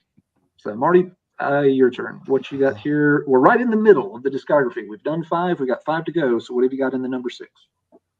Oh, you guys have been crushing my soul tonight. And in the chat again, y'all rule. And Metalhead Mayhem asked, "Did you ever find that record, Jason?" Which one?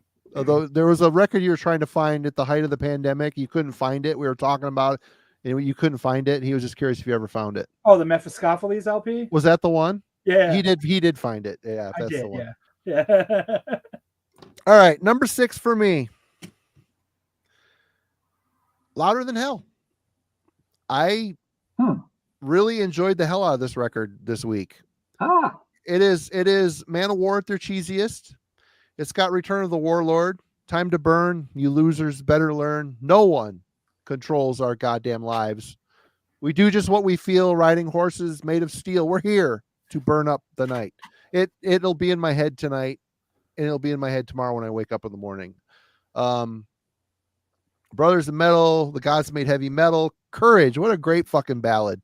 Outlaw, King, Today is a Good Day to Die, Killer Song, My Spirit Lives On, The Power. Oh my God. You want to talk about closing with a fucking ripper. Holy shit. And they still do the song live today. I mean, it's a great killer, aggressive song where Adams just like goes off with his fucking screaming. You know, there was a time where this album may not have ranked high, and you know, the cheesiness of the opener, it's endearing because I love the song. It's so fucking cheesy and so catchy. I love it. I fucking love it. I love this record. It's cheesy as hell. It can't go any higher than 6. It just can't. There's just too much killer shit coming. Yeah, there you go. 6. Okay. So we're into the top 5. Number 5. Into Glory Ride for me. Okay. Oh my fucking God. Hey, at least I didn't do it at 6. No, you put Sign of the Hammer and Hail to England below this. So you got no room to talk. So I bought this for $14.99 at some point in my life. I'm not sure when. I just want, before we get into it, the songs on here, I want to say, Alan, you were like totally nailing something I want to talk about this record, which is not only is the cover art just weird, like I love it. Like he looks confused, like he just told him, like someone died he knew or something. They did. It looks like it's a photo that might have been left out like in the sun. You know what I mean? And it kind of like bled, and they were like, "Ah, fuck it, just throw it on the cover." And also it's the Manowar thing. It's like, is that snake skin in there, like an attempt at snake skin. Like it's just. I hope so. I hope so. But it's good. Yeah. It's a good record. It's a good record. You know, not as good as some other ones. We'll see how this goes for us. But I also wrote synopsis. Let's see if I can sell you guys on this one, because I did the same thing. Also, I want to point out that I took my wife's Ryan Gosling Hey Girl notebook and wrote my notes in here. So Ryan Gosling, he gives me things. Hey girl, can we cuddle yet? So it kind of like, you know, makes me think about what I need to write. So I wrote this as I listened to it. So they're just my general brain thoughts there. Warlord, weird intro, motorcycle anthem ripper. Secret of Steel, slow banger about being a warrior. Gloves of Metal, another warrior song about metalheads. We wear spikes. Gates of Valhalla, starts slow, then picks up to an absolute banger. Hatred, kind of a mess, all over the place. Revelation, Rules, galloping power anthem. First mention of Satan, ? So, No, Bridge of Death. Yeah. Bridge of Death, he does on Bridge of Death on the first album. But like, yeah, so I mean, like, I dug this record. This was like I like this record. And I might, you know what, if you asked me 2 years ago, this list might be complete. Some records hit me differently. I think I mentioned to Marty before this started. Some records just hit me differently in the build up for this. Like, I just was like, fuck, I really like this record. Like, I also dig in the back how Manowar did that thing where they would just, the back of the early records kind of all have the same thing where they list the members. There's no photo in it. It's like very like template-y. Well, it's on the front. The photo's on the front. Yeah, true. True. But you think you'd get like a live photos, you know, that seemed to be the thing. Yeah. I mean, come on, man. We fight to the death. to the last man, to the last breath, death to false metal, into glory ride. That's it. I'm not saying anymore. Please don't hate me, guys. Oh, this is tough. This is tough. All right, Alan, what you got? All right, number 5. Let's go straight for Fighting the World this time. This is where I'm really surprised that ranked so high for you, as considering that fucking. Anyway, go ahead. I'm sure, yeah, and this is one that could slide down a slot. It's not a month from now. Maybe this and Into Glory Ride would have been flip flopped. I don't know. I've always liked Fighting the World a little bit more than the average Manowar, I believe, but I don't know. I look at the track list, and it's really solid. The production is a little weird, and it's especially weird coming off their first 4 albums. But it is their first major label release, so it's not surprising that it's going to sound pretty, good. And it is a very loud production, which suits the music well. It's almost a little crackly at times, so I actually feel the production gives it a little extra energy, which fits it. And in terms of looking at it, Fighting the World it's kind of what you want in a Manowar opener. It's a big, sing-along, stomping kind of track. Blow Your Speakers is the cheesy one with the video, yes. But as we've discussed, Manowar, you got to be able to put up with some cheese. And I have no problem giving Manowar a pass. They get 1 per album. It's like the Family Guy joke. Everybody gets 1. Each Manowar album gets 1 pass for 1 real cheesy song. Blow Your Speakers, okay, you used your cheese pass, no problem.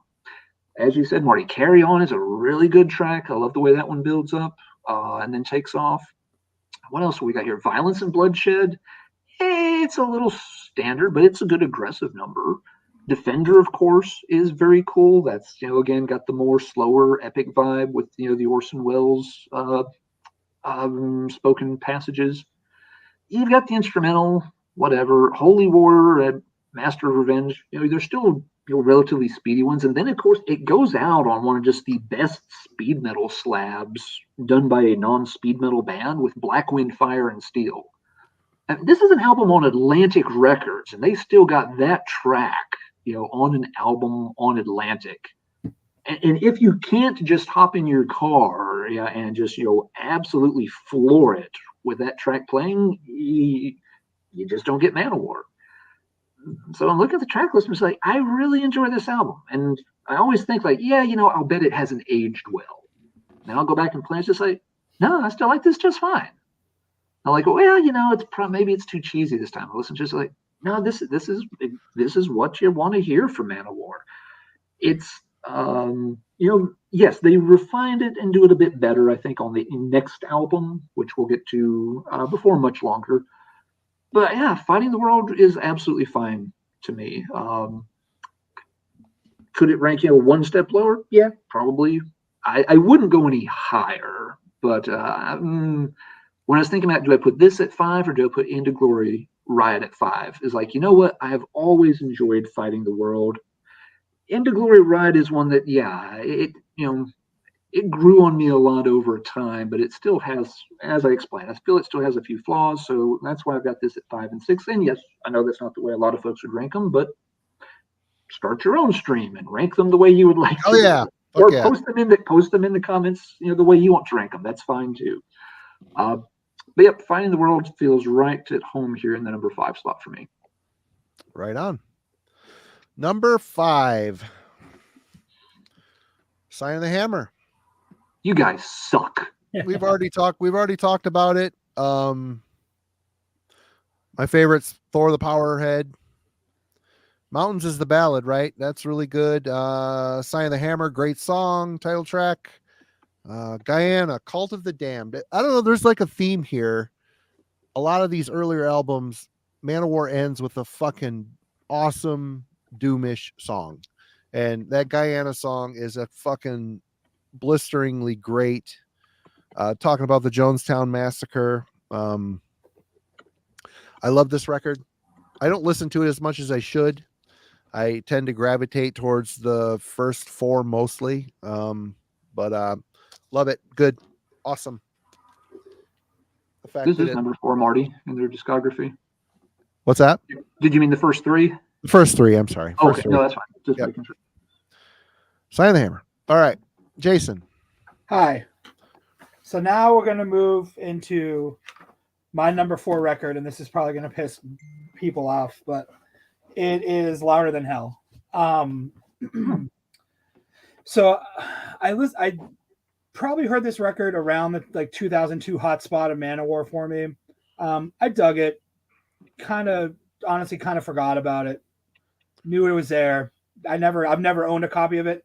I do now. I bought it because so Thursday morning I was at work. I work wicked early and it sucks. And I was in a shitty mood and I'm like, I gotta like bone up on some Manowar, like some stuff I haven't heard in a while, so I can, not sound like a complete moron, which I think I've accomplished so far in this. Oh, the chat has been fucking scathing. I love it. The chat's been on fire. It's great. They've been awesome tonight. Yeah, this you has guys been have very been fun. awesome.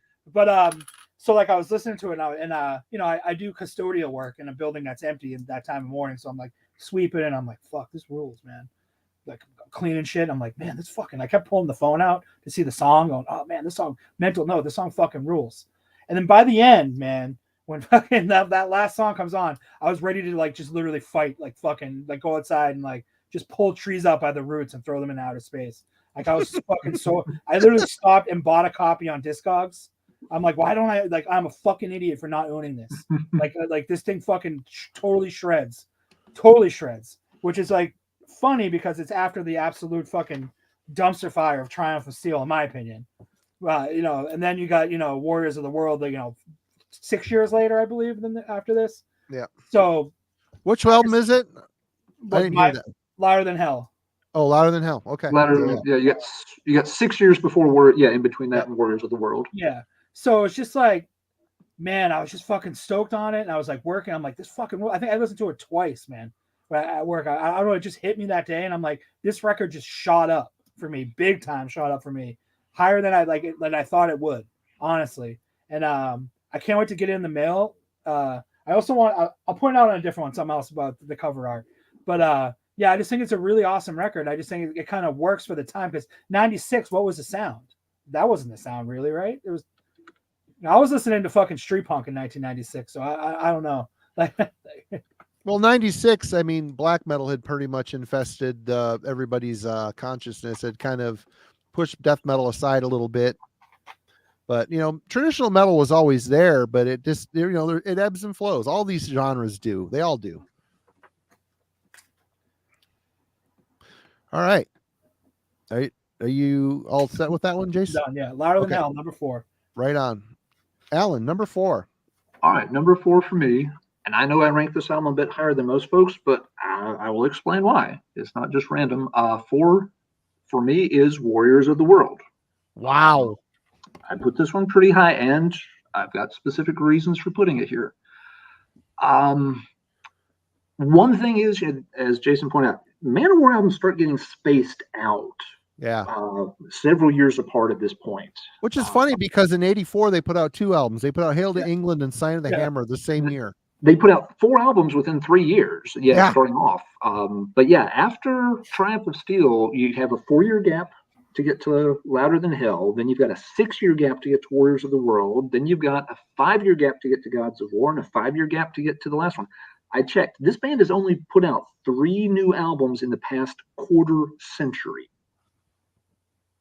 Again, for a band that's always talking about we will never die and carry on the fight, they've been resting on their laurels more or less, for the better part of the last 25 years. But that has nothing to do with Warriors of the World.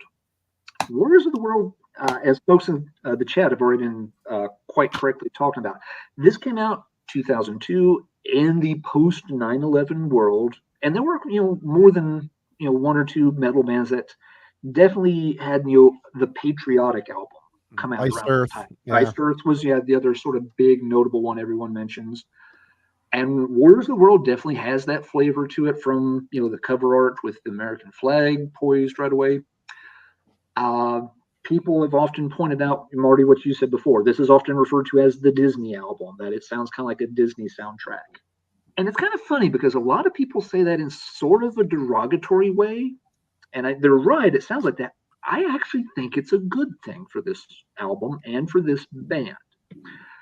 the thing that works for me really well on Warriors of the World, a lot of the songs, it's still very much core Manowar things, but putting it through this kind of patriotic filter works perfectly, and it gives the songs a little more purpose and direction rather than just hail, kill, sword, wench, rinse and repeat. There's actually some more meaning to it rather than just, hail and kill, iron and such. And it kind of comes through, even though the albums don't, they're not just going, chanting USA, USA over and all, but it's definitely worked in there.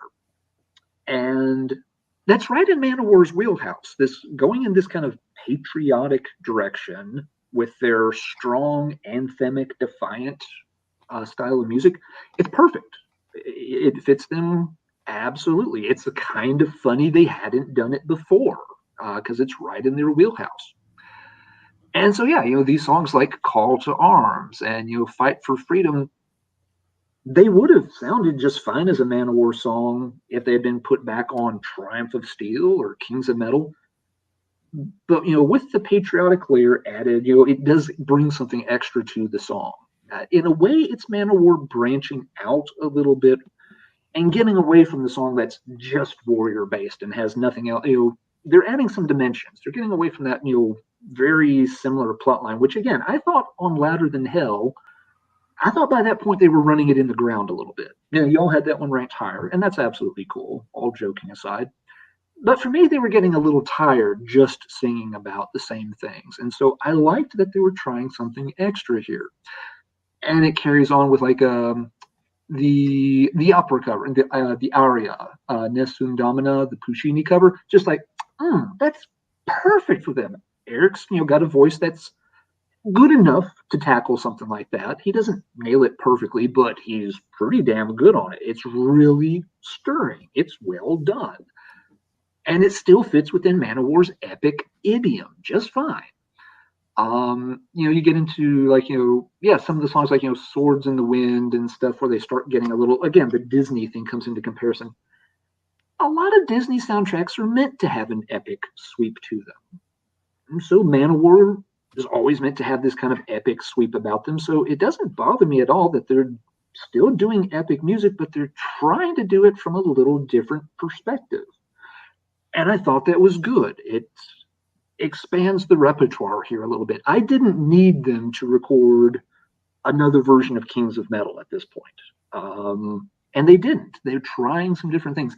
Even the American Trilogy thing, which is on one hand kind of hokey. It's listed technically as a cover from Mickey Newbury. I have no idea who that is. It still kind of works within what they're doing here in terms of play up the patriotic stuff and try some different things. Not every song has to be loud in your face. We can, back it off and do something that still has the right feel to it. But yeah, not to be overlooked, Jason, you're exactly right. Once they get through, trying out some of these different, experiments, different types of epic, they close the album out with just, 3 slabs of very aggressive, no bullshit, hit you in the face heavy metal. Tracks like, House of Death, Hand of Doom, that's, Manowar sounding more aggressive, more angry than I think they had sounded in a while. So yeah, the album even wraps up, on a very strong note, kind of, like, okay, we've, you've tried a bunch of new cool stuff. If you like it, great. If you don't, great. But yeah, we're going to close this out with some bangers, and I think it works well as a package. It's one of the few times with Manowar you can say that it's a very varied album. It's not the same kind of songs done over and over again, and I appreciated that about the album when it came out, and it's actually aged pretty well with me. It's another one that I always feel like haven't played it for a while. I wonder if it's going to hold up. And then I spin. I'm just like, this is really good. It's one of the few Manowar albums where more of the tracks, they're a little bit beautiful, but they still have the epic quality that makes great them production on that record too. It's a really good production. That's a great point, Marty. I'm glad you pointed that. Yes, the production really makes it sound very loud, very strong. It's another dimension that helps the album along. So for being a bit more unique, for taking some chances and trying something that wasn't just another song about, tits and motorcycles, I give this album some bonus points compared to most folks, and I'm okay doing so. So I've got Fighting the World relatively high in the number 4 slot. Scott Wilcox says American Trilogy was a medley that Elvis used to perform. Did not know that. Thank you for that. I did not know that either. I wonder, maybe Mickey Newbury is somebody who wrote for Elvis back in the day. Huh? Don't know. Oh, man. We're on 4, right? Yeah, 4. We are on number 4. Yep. All I got to say is you broke the laws of the elder. So they cut out his eyes, took his land and fortune, left him to die. Dark Avenger, off of Battle Hymns. What a fucking awesome song. And I know Alan was very much against the rocking aspect of this stuff, but you got to look at it's 1982. What's going on in 1982? Mm-hmm. Look at new wave of British heavy metal. I mean, that whole foundation was built on rock, hard rock. It really was. So, maybe there's a little influence there coming in on here. You got Deftone. Metal Days is a great song. Fast Taker, Shell Shock. Side 2 for me is the best of this album. But man, and you love that big veiny cock arm. Oh my God. Look at that thing. Big old veiny cock arm holding a sword. Holy shit. It's amazing. I really do wonder how much money these guys spent going to the theater over and over watching Conan. Yeah, I mean, I've got cock envy looking at that arm, tell you straight up. But this album, I love it. And these last 4, man, I could change this depending on the day. I just kind of landed on this today, I got to come up with something. And some days this might be number 2, this might be number 1 for me, but this is a band that sounds pretty unique at this point. I know Alan was big on them not really coming across their sound. There are elements of their sound floating around all these early albums, but I like this mix. I like the mix of rock versus, kind of weird doom with a very clean production, a clean but heavy production. Very good shit. I love this record. I love every single ab on this eagle. I love the color scheme. I love the bold statement that it, portrays, and I love the music on it. They came out in 1982 as a unique band. I like them. I like it. Good stuff. One thing a lot of folks I've noticed when talking about that album point out, and this is fair, for a lot of folks, they do rank it pretty high because they feel it's Manowar at their least pretentious. That it's before they get into drinking, buying into their own hype so much, and that they do feel like they're a little bit more down to earth on the album. So yep. I get why people like the album, and I like the album. I'm not really trashing the rock tracks. I like those rock tracks just fine, but I like them this much. I like the stuff otherwise this much. So, but no, the rock tracks are absolutely fine. I'm not trashing them at all.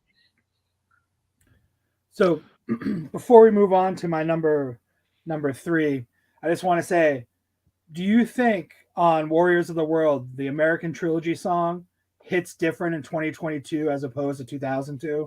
I didn't like it in 2002. You know what I mean? Yeah.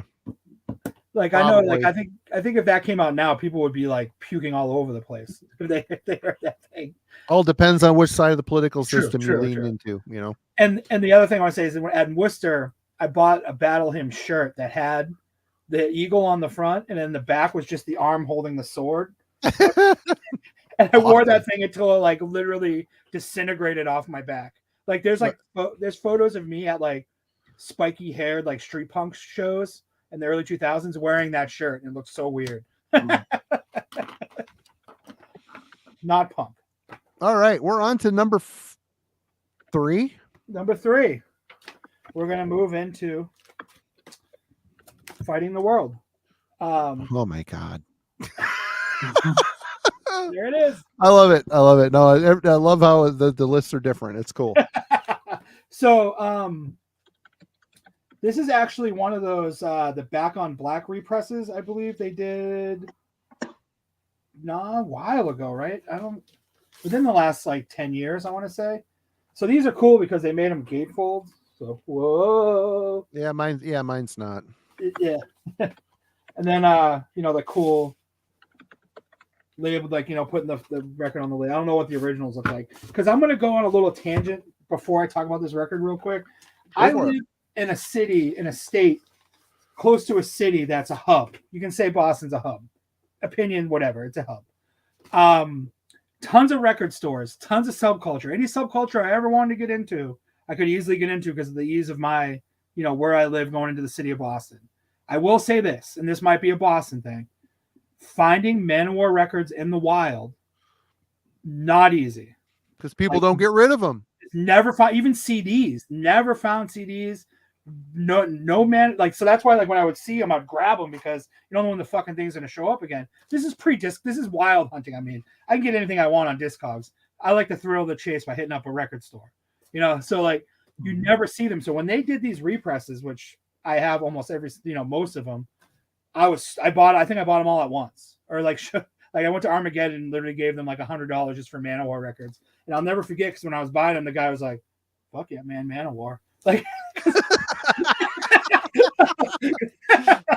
I feel like such a poser, you know what I mean? Because I'm like, yeah, I'm just buying all these Manowar records. Because before this, it was CDRs and tapes, because we made them. And I literally just listened to them forever. You know what I mean? So here we go. Fighting the World, the Kiss cover. They're looking all cool as fuck, though. Look at that, man. Chaps with the awesome. I like the bikini briefs with the fucking chaps over the top. That's a nice look. I've been thinking about bringing that back, actually. Ross the Boss still in here. I mean, you got the quote on the back. He who refuses to take part in modern mediocrity will forever stand alone, an outcast. He's a bringer of change. Changes that instill fear in all who go with fashion's flow. Their power comes from others, not from within. They are false. We woe unto them, for bringers of change have banded together. The time is now. We cannot be stopped. We are riding up, riding hard on the will of the people. The battle rages. Choose your side. Death to false metal. Forever. Oh, yeah. How fucking cool is that, man? Check out after all that rant, check out one of our poppiest albums in our discography. We're such outcasts. We just got signed to one of the biggest record labels on the planet. Our Atlantic debut. Check out this polished fucking turd. It's not easy being us. So maybe it's my, a part of me that likes a poppier song, kind of like, leans towards this record. But this is like, this is the poppy, cheesy as fuck, poppy as fuck.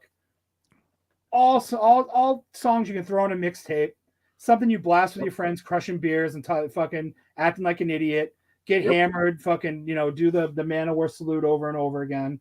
Dude, I just had a realization. That's it on Atlantic. That could quite possibly be their version of The Pack is Back by Raven. You think so? No. This is very similar beast. Very similar. I love you, but no. But the thing about so 1987, right? I mean, can you blame Manowar? Like, what's going on? All the bands, all their contemporary bands, are putting out records, getting more popular, and Manowar I'll tell you what's going on. Leather briefs. I'll tell you what's going on. Jock itch. That's what's fucking going on. That shit ain't breathing at all. That's a swamp there. That's a fucking nasty swamp. A New York swamp happening. You know what's going on? Jeans and leather and not Cracker Jack clothes. Also, to point out something I've noticed in my, building up to this, they love this sword. This sword with the longer things. Yep. It appears in everything. It's all it's missing is the penis arm. I know. Well, that's what it is. Well, this is what it's an extension. Yeah. Yeah. You get this fucking for as good as his artwork is, you always get the sense Ken Kelly has never once ridden a motorcycle, picked up a sword, or worn leather clothing. But this rules. Total party banger record. Throw this on with your buddies when you're out fucking goofing off, and it is you'll be headbanging and fist pumping by the end of it for sure. For sure, man. Sorry, just my opinion. Oh, it's all good. No, it's a fun album. I like I said before, I like it a lot. You described it well. Fighting, fighting, fighting the world. I am fighting the world. Yeah. Fuck, man. All right, Alan, you're number We're on 3. 3. Okay. Well, as good as Fighting the World is, it was only a warm up to Kings of Metal. That's where I want to have in 3rd. I get why, again, some folks are not big on Kings of Metal because it's really the oiled up look turned to 11, but damn, is it a fun album. The sound, the production here is much better than Fighting the World. The songwriting is stronger than Fighting the World. You look at the track list, it's just like everything on here, with one exception, is just brilliantly fun in one way or the other. It starts off perfect with Wheels of Fire, which just melts the skin off your face. It's, again, just jump in the car, drive very fast, and just scream as loud as you can kind of music. Everything on here is just, yes, you lift your beer, lift your lighter, lift something, and chant along. Kings of Metal is great. Heart of Steel, again, like you've said, Marty, Eric can just pour the emotion into those tracks. You can tell he really loves them. Yeah, he really does, and he's got a great voice for it. I really do think his voice, in particular on those kind of songs, is something that helped Manowar get to this level of popularity that they've enjoyed. Because you think about it, oftentimes is the foundation he's singing on is very simplistic. Yeah. I mean, in a way, and I'll bounce this off of you. It was a random thought. Manowar follows the Kiss template a little bit. They're not trying to reinvent musicality as we know it. They're sticking to a pretty basic, rockin' formula, and they've got a good, charismatic vocalist to really help, lead the way. He definitely, but they all can shred. All of them can. They can, yeah, when they want or need it. And they always they get their show off instrumental like Sting of the Bumblebee, which is goofy but fun. Crown in the Ring, that's so, again, just freaking epic. Kingdom Come, just, these again, these are the pump you up kind of songs. Absolutely. You've got the one, and it's always labeled as a bonus track, but then there's Power Play. Thank you, Eric. What's up with Eric? Sorry. We'll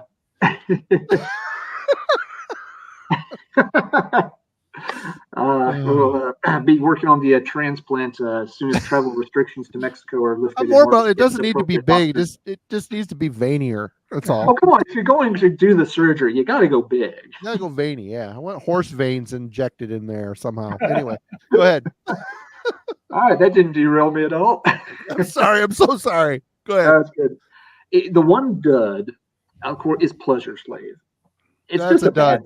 It's just a bad song. It's funny. It's always listed as a bonus track everywhere you look, and it's just like, well, why wasn't it tacked on the end? But in a way, I'm glad it's not. But it's just like, and it's not this subject matter again. This isn't some kind of. I'm not recoiling because of wokeism or anything. It's just like it's just a very dull, boring song. But it gets right back on track. Hail and Kill is just again, talk about feeding the crowd red meat and just have them go freaking rabid on you. Hail and Kill, right there you go. And then, of course, you end, with, this really, you could call it cheesy, but it's also really fun. Grandfather, tell me a story. And they go through all that stuff into Blood of the Kings, which is, it just closes the album on, they don't just turn it to 11, they go to 12. And it's perfect. It's a very fun album. And again, it's an album that actually reached a wider cross section of people. I've known a lot of folks who just aren't necessarily heavy metal fans at all, but they always seem to have picked up on this album in particular. It got into a lot of gaming, like Dungeons and Dragons, RPG circles. Guys, they'll be like, oh, I love that album. A lot of the dude bro jock frat kind of crowd, they like this album. It's their workout album when they're going to go pump iron. It's just funny, but this album, it punches all the right buttons to appeal to a relatively wide fan base. And it's a really awesomely fun album. I get, yes, maybe some folks, feel like it's not, old school enough. It's a major label release. I only want to listen to the pre-Atlantic recordings. those are all great too. I've still got 2 of them to rank here in the top 2, but Kings of Metal is just undeniably, it's a pure fucking slab of fun. And if you can't have fun listening to Manowar, leave the room. What can I say? Yep. Kings of Metal absolutely deserves to be up here. Marty, we're down to the top 3. What you got next? 3, Kings of Metal. And like John pointed out in here, Pleasure Slave is not on the vinyl. So when I was listening to it on Spotify this week, that Pleasure Slave song creeped up. I'm like, huh, what the fuck is this? And I that probably the weakest song on here, but man, Blood of the Kings, Warrior's Prayer, Hail, I mean, this whole album, even Kingdom Come, different, very cool. Crown in the Ring, kind of a rockin', kind of a poppy song, but it's really catchy and good. Sting of the Bumblebee, that's the bass thing. You know, you always got to have that fucking flex on there. But Wheels of Fire, another fucking motorcycle jam at the beginning of their album. Kings of Metal, Heart of Steel. This album, listening to it this week, I was reminded how really good it is. And I would have, you know, probably put it lower in the list, but this week I'm like, fucking A, this is hitting hard.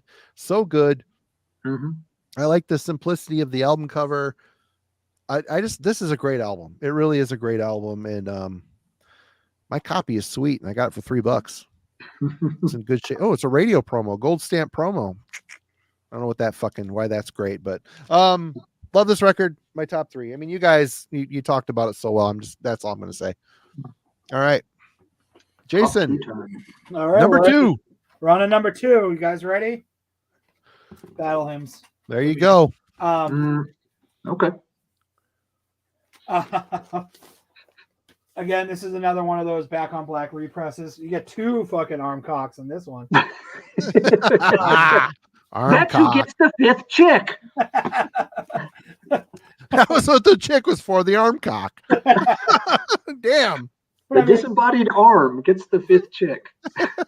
So we've been kind of picking these apart, you know, certain things on these. So, I mean, look at that fucking cover. Love it. That's so fucking cool. I mean, it's kind of sketchy, kind of shady as fuck, kind of looking awesome.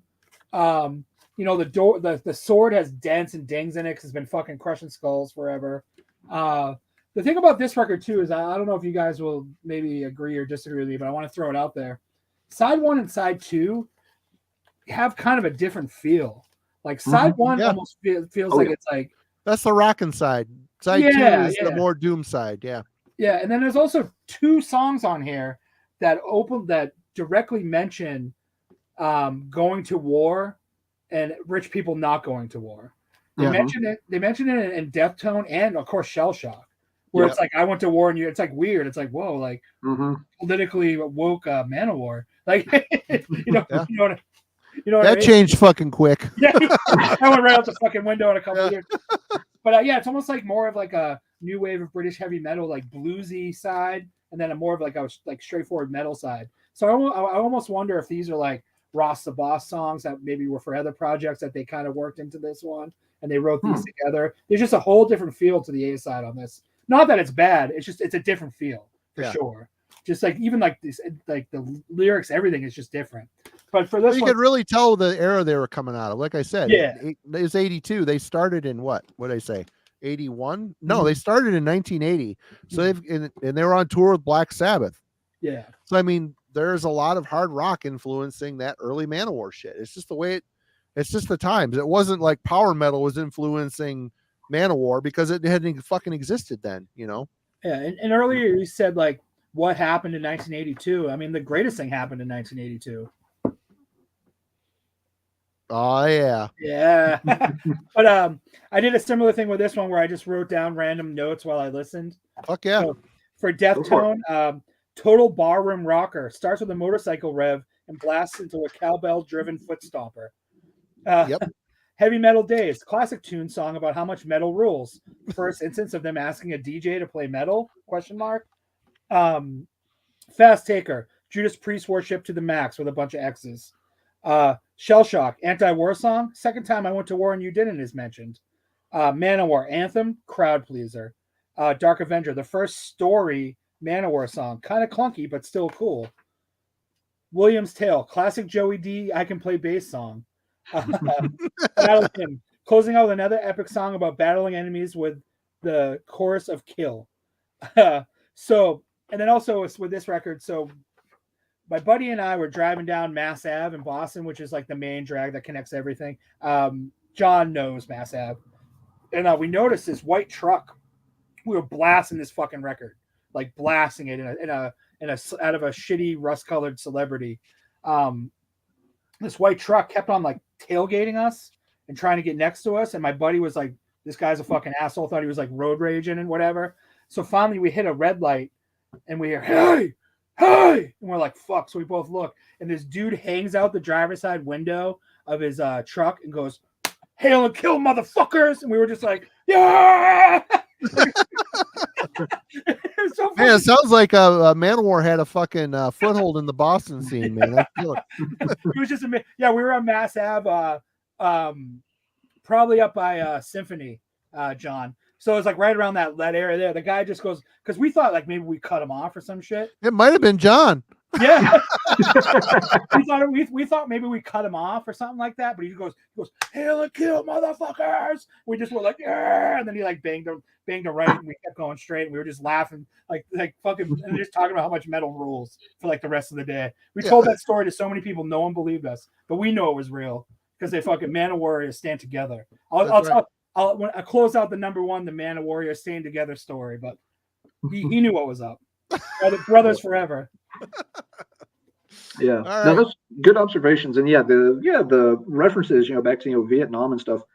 It's easy to forget now, but when that song and that album was released, Vietnam was only 7 years in the rearview mirror. It was still a very big.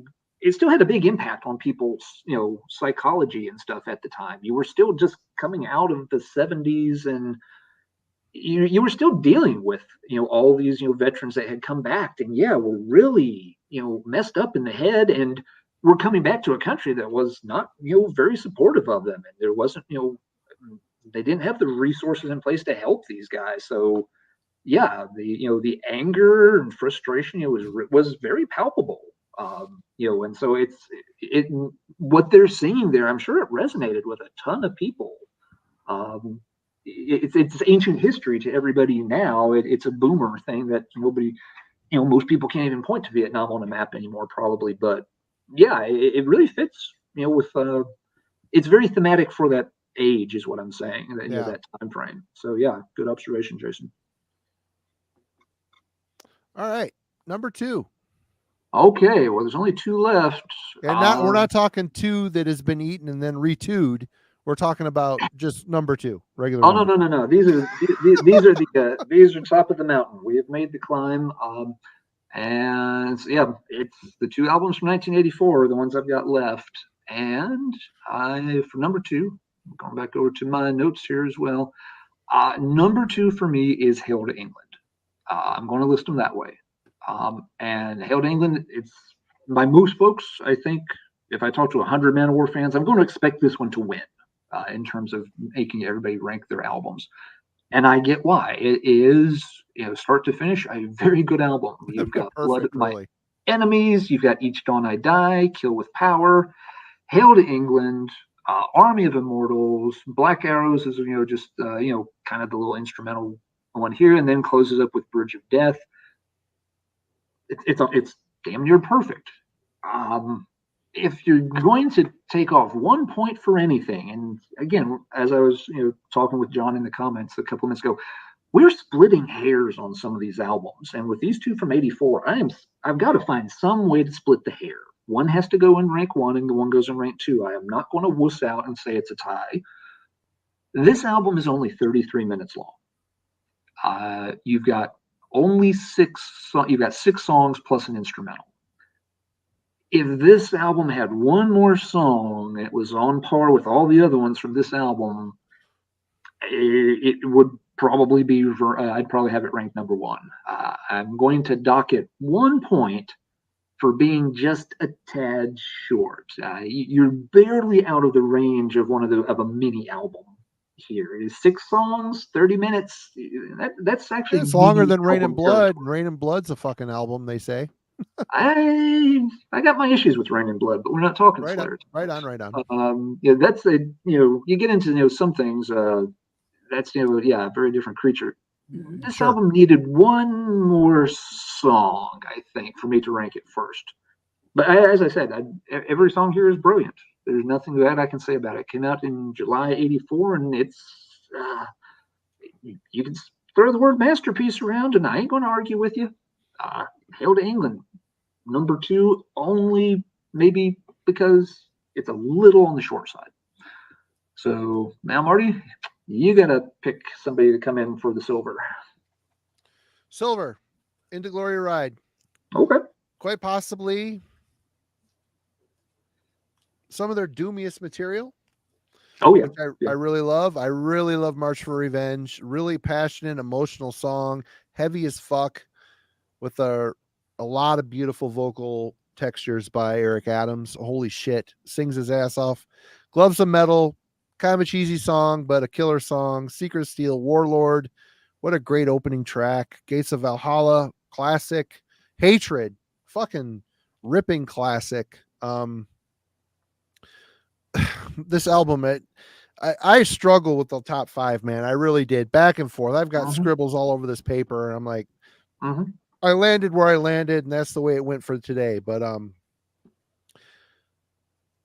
it could have been number 1 because of the cover art. This is before they had a budget to get Joey waxed. So I mean, you get to see some of the treasure trail is growing up above the loincloth a little bit. So powerful. Powerful. That's still very yeah. This is a great album. I really have nothing bad to say about this record. Should have been my number 1, but it's not this time. Love this record. Again, they close with a fucking masterstroke of a song. March for Revenge. What a song. Great. They were so good at closing out their albums with these. You got Guyana, The Cult of the Damned. You got, just banger after banger. Great stuff. That's my number 2. Okay, that's fair. Jason. Well, how are you? Sorry, Jurgen.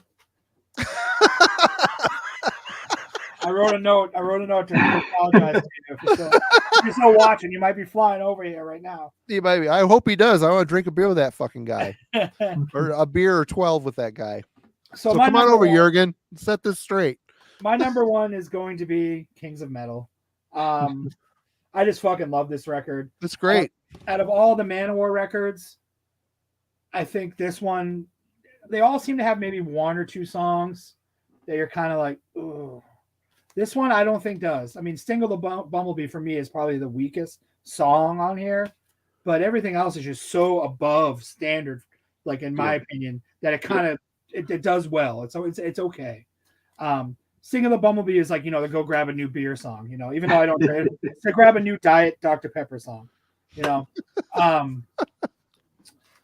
So this is also, I believe, Ross the Boss's last record with Manowar. It is, he's on it, but I remember hearing that he might not have been as involved in it. I could be wrong. Like, he's listed on it, but it might not have been, he might have just been there. You know what I mean? This is another one of those represses. So you get the fucking sick head. Look, dude, come on, man. Come on. Look at that. How fucking sick is that?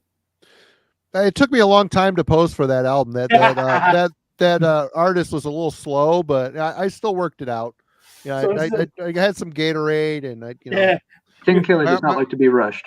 Yeah, my arm got a little sore holding that ring up the whole time, but just for the guy, I think the guy was a pretty close depiction of capturing me in my true element. So I that's when my arm cocks really look pretty good. Yeah, this guy, well, that's how the arm cock gets so powerful, because he's got to hold up the ring. He's holding up so his hand's bleeding. It's so fucking heavy. So this record probably might have been the first actual full length I ever heard, and it was just because I think Wheels of Fire. Come on, can you start a record any more just like fucking batshit out of the gate than Wheels of Fire? And then Kings of Metal then cuts into the saddest emotional fucking Manowar ballad of all time, which is Heart of Steel, which I have said so good, which I have said numerous times to my wife and anyone I'll say it now, say forever on YouTube is a Jason Hook fucking funeral song. Okay, and I want all my friends to cry, but be like cool with it though. Like at the end, I want them just to go with like wet cheeks. I gotta put this story in here before I forget. Me and my wife just got married, and she brought this up the other day. She because I was telling her what our stream was tonight. She got home from work and she heard like singing from the bathroom. I had like the music it was Manowar. I can't remember which album it was. She opened up the bathroom door. The shower just got done. I'm standing naked with one foot up on the tub, singing, buck ass naked, wet out of the shower, singing along with Manowar. She opened the door, looked at me, watched for a second because I didn't fucking stop. She backed out and shut the door, and oh god, it was so fucking funny. Anyway, go ahead. Sorry. So I actually was able to find my copy of the CD that I probably bought 20 years ago. What the hell pressing is that? What the hell pressing is that? I've got the same one. Pressing. It's the same Atlantic, yeah. Yeah, and it's got the explicit lyrics like 3 times on it, like printed into the lyric sheet. I saved a little sticker, like the fucking top sticker on the back. So that's what that was. Okay. Yeah. So this thing is shredded. I'm surprised there's no disc rot. I was listening to it today when I went to go pick up my son. Played perfectly through. So we talked about Pleasure Slave. Pleasure Slave was a CD only bonus. The ring he's holding is a cock ring. It is. That's why it's like. Well, it was heavy, man. That's all I gotta say. It was heavy. So Pleasure Slave was a CD only. Like it must have not. Someone probably told them not to put it on the LP because Atlantic must. Because it's a fucking song. It's a tune. Well, there's moaning and sexy moaning at the beginning. Oh, the whole song is basically just like you are a slave to me because you're a woman and I have a sword. Yeah. That's penis. So Wheels of Fire. I mean, Heart of Steel. Sting of the Bumblebee is literally like Joey DeMaio just jerking off of the bass for fucking flexing, baby, flexing. The gang vocal, like I already read, the Crown and the Ring, Lament of the Kings. When the gang vocals check in. Chills. My enemies are fucked. Kingdom Come, slow ballad but still powerful, gets me totally pumped. Pleasure Slave, weird sex song, CD version only. Hail and Kill, crowd pleasing banger. If you can't sing along, you are a nerd. So the Warrior's Prayer and the Blood of Kings, which is Brian Blessed, is the guy who tells the story. If you ever want to look up an interesting guy, he's an English actor that did a lot of Shakespeare, but was also like fucking insane. There's a story about him. He was walking through a park and a lady was giving birth, and he aided in the baby being born and bit the umbilical cord. And I guess it actually happened. He's like this dude who's super tall and like he's just look him up. He's a fucking interesting guy. He's still alive too. One of my complaints about this album, so minor, was they should have made the Warrior's Prayer and Blood of Kings one track, because it goes like, who are they? They are the Metal Kings, and then you get a pause. Yep, you're right. Then the song starts, and it's like fuck, like it's like edging. You know, like you're about to fucking get there, and then it just stops. And you're like, oh. My arm cock, it's been thwarted. You listen to the story. It's like you hear like the whole like galloping, the swords, the cries, and then it just stops, and then it kicks in, and you're like, that fucking like 2 seconds just kind of sucks that they did that. You're right. That 2 seconds completely throws you off every time. Mid-stroke. Yeah. So the last 2 things I'm going to say about this record is when we saw him, I don't know if you remember this, Marty, in Worcester. Do you remember the story Joey DeMaio told on stage where they like did the chill down and he walked? Oh, where they did if you could play this guitar good enough, you can fuck that girl type. Oh thing? No, the one where he goes, so we got a letter. It's from a kid, loves Manowar. Parents got divorced, ended up living with his mom in a trailer. And all me. All he did was just listen to Manowar every day. It was his getaway. It was his way just to be like, like away from his life. His mom got a new boyfriend, real asshole, beating the shit out of her, beating the shit out of him. So he started taking karate lessons. One day he comes home and his mom's boyfriend is beating on her, and he fucking kicks his ass. The crowd's cheering. And then he stood over him and he put his foot on his throat and said, "Hail and kill, motherfucker!" And the crowd like goes nuts. Like, dude, that shit's so cool. It's fucking cool, man. You know, you don't get that a lot at a hardcore show. I'm just saying. Dude, me and my buddies all had our arms over each other's shoulders at that part. And when he said "Hail and kill, motherfucker," we screamed so fucking loud. We were like pounding this, like we were like right in the front. We were pounding our hands on like the guardrail, just going like, yeah, this fucking rules. Fuck that guy. Yeah.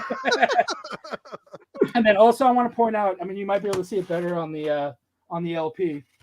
Around this leg, he's got a band that's just like spikes. That's real high up. It's totally impractical. I don't know what the point of it is. And like, that's definitely like way too close to rip a yam bag and like or something like that. But anyways, this record fucking rules. Like, if you don't dig this record because you think it's cheesy, like chill, man. Just chill. Put this on. It's fucking awesome. It's a beginning to end just blast. It's a great fucking record. It really is. So Kings of Metal again. Sorry, Jurgen, if you're still watching. I'm sorry. He wears that spiked leg thing on a lot of album covers too. I assume it's there to keep any like the Wimps and Posers. You're like trying to cop a feel on his giant Manowar junk that they can't sneak over there and catch a feel. They're like, I'm spiked. Because I was looking at it today and I'm going like what is the point of that thing? Yes, exactly. Evergreen, dark green. These are the points that matter. That's why we're here. That's why Heavy Metallurgy is here, to bring all these things to light. All right, Alan, you're down to number. I'm number 1. Yep. 1. So number 2 was Hail to England, which came out in July of '84, and somehow in October of '84 they released another album. And yes, back in the day, it was not unusual for bands to put out an album per year, and every now and then you'd have 2 per year. How did these albums come out 3 months apart? I'm guessing there's a story there. Maybe Hail to England was held up for a long time, and it sat on a shelf, for a year or 6 months before it was originally supposed to get released. It makes no sense that those albums. They didn't release one and run back into the studio and get another one on the shelf 3 months later. It's weird. The timing's very, very strange. Nevertheless, number 1 for me is Sign of the Hammer. I think this album gets criminally underranked in Manowar's catalog. And it may just be, it is an amazing record. I'm going to gush on it for a minute or two here. In terms of why it gets overlooked, my thought process is, first off, it is stuck in between 2 albums that are more visible. Hail to England has always been kind of held up by a lot of folks as their greatest work. And Fighting the World, while it's not as ranked as highly, it definitely was a more visible record. Can you imagine? They came out the same year if they combined the 2 albums. It made it one super album. Holy fuck. Anyway, go ahead. Yeah. You're blowing my mind. The other thing that maybe this album sometimes gets passed over for a little bit of controversy with the cover image. It's a weird album cover, and it obviously has kind of a Nazi color scheme to it. Propaganda. It's a propaganda piece. Yeah. It's got it's stylized like a lot of Nazi imagery was. There's really nothing on the album that is in any way glorifying fascism or anything. So it whatever. But I can see where maybe some people are like, I don't want to listen. That looks a little sketch. Okay, but musically, this is just a great album, and it's got the extra song over. It's still not very long at 40 minutes, but it's got one more song to Hail to England. So running the track list, All Men Play on 10. Maybe it's too cheesy for some folks, but it's the big bombastic, fist in the air kind of opener. They get their 1 slice of cheese per album. It doesn't bother me. They're kings of Velveeta album, of Velveeta Mountain for sure. I love it. I'm okay with it. Animals is, again, some people don't like Animals. I think it's kind of a fun rocking track. It's fast enough to get to do what it intends to do. Thor the Powerhead, that's an amazing. I love that song. so majestic song. It was one of the earlier Manowar tracks I heard. It took me a long time to find a copy of this album, but and that track, it was one I dubbed off of college radio, and yeah, this was the Manowar album that eluded me for a while. But it's like it's got that song on it. I got to track it down. Side A closes with Mountains, which is a really pretty, majestic song. It's a slower one, kind of doomy, not as heavy as maybe the slower tracks from Into Glory Ride, but really nicely done. They take their time. They let the song build and expand. Really, and again, Eric's voice is just perfect for the chorus of this. It builds up. It's great. Side B just keeps on banging. Sign of the Hammer is great. It's exactly what I want them to do. The Oath, again, very kind of an aggressive one. Hits just fine. Thunder Pick is okay. There's the Joey Show-Off song for the album. Everybody gets one. And then it closes with the band's magnum opus. This is the track for me. Guyana Cult of the Damned. Oh my God, what a song. This song is put together so amazingly well. From just the real, the sarcastic, cynical, thank you for the Kool-Aid, Reverend Jim, and it's building with this kind of doomy military beat in the background. It goes from section to section seamlessly. It's powerful at times. It's aggressive at times. It's quieter at times. It's just mind-blowing. The way it goes from that spoken word, thanks to the Kool-Aid, Reverend Jim, to that lilting fucking vocal. Yes. Jesus, my nipples just got hard thinking about it. my arm cock veins started to engage. Marty's edging again on the Manowar show. And just the bass lines in this whole thing too, with the actual verses, where it just has this kind of like little.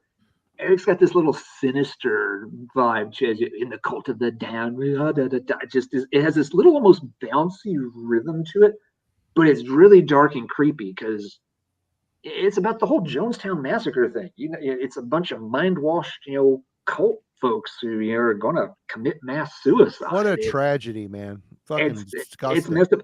It's another one of those cultural events. It's a late '70s thing that still into the early '80s had this very big impact on the zeitgeist. Well, it's like the whole Koresh thing. It still happens today. The Hailbop comic guys. Yeah, it happens over and over. And over. Yeah, the chorus, that song is just perfect. It is a perfect song. And so, Guyana alone would have this album in the top 5, but the track list all the way through, it's great.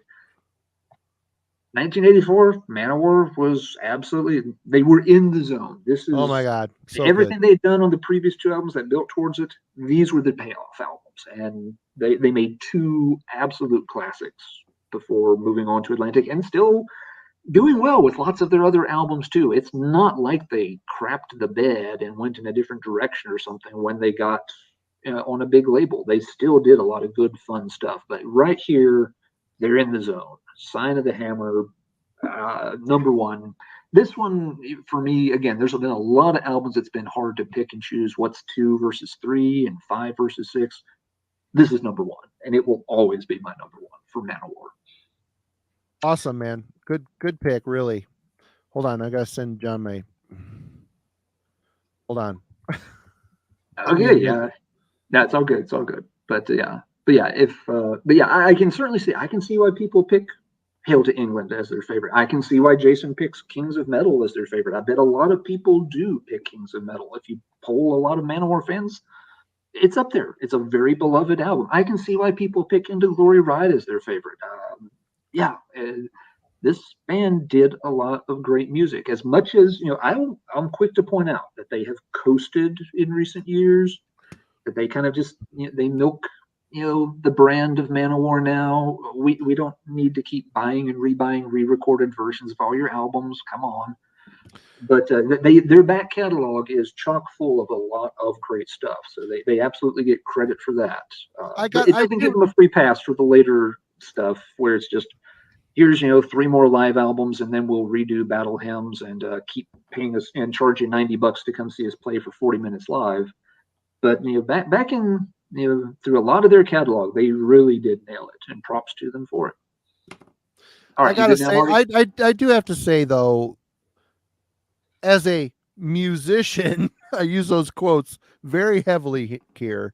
40, think about it, 42 years. You're gonna have some coasting.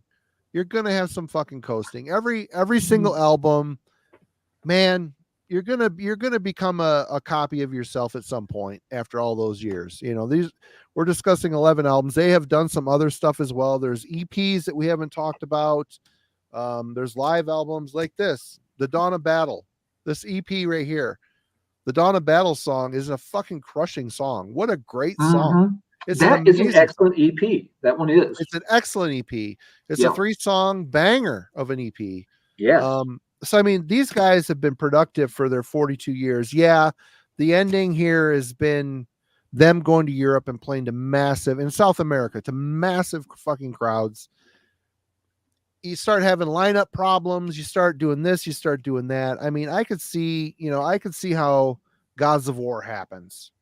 You're trying to reclaim something that isn't maybe as vital or vibrant as it once was.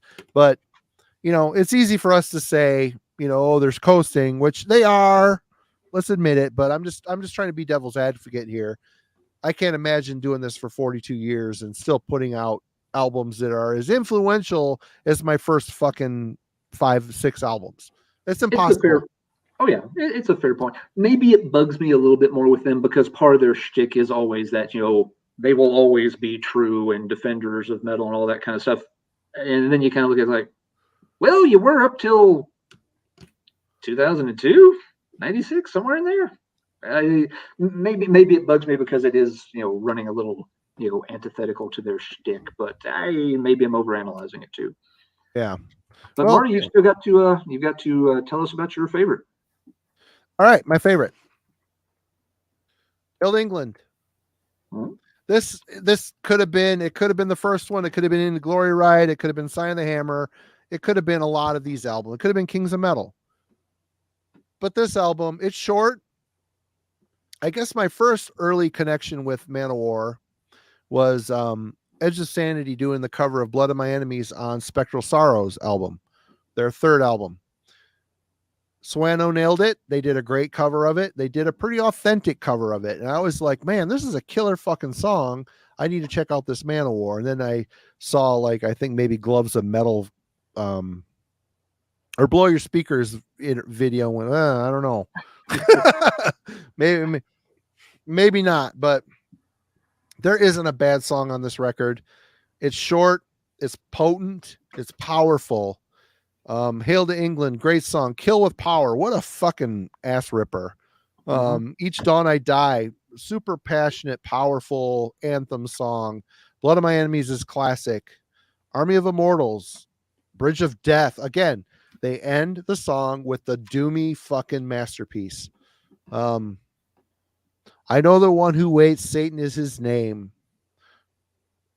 Upon the bridge of death, there he stands in flames. Fucking great fucking stuff. Great album. Great cover artwork. Wow.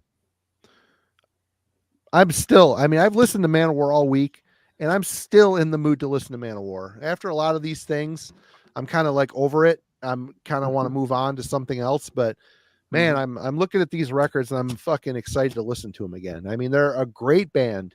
So I guess that leaves us with, how do you guys feel after this? What's next for you in your Manowar quest? Jason, we'll leave it to you. I mean, you've obviously have some holes in your collection.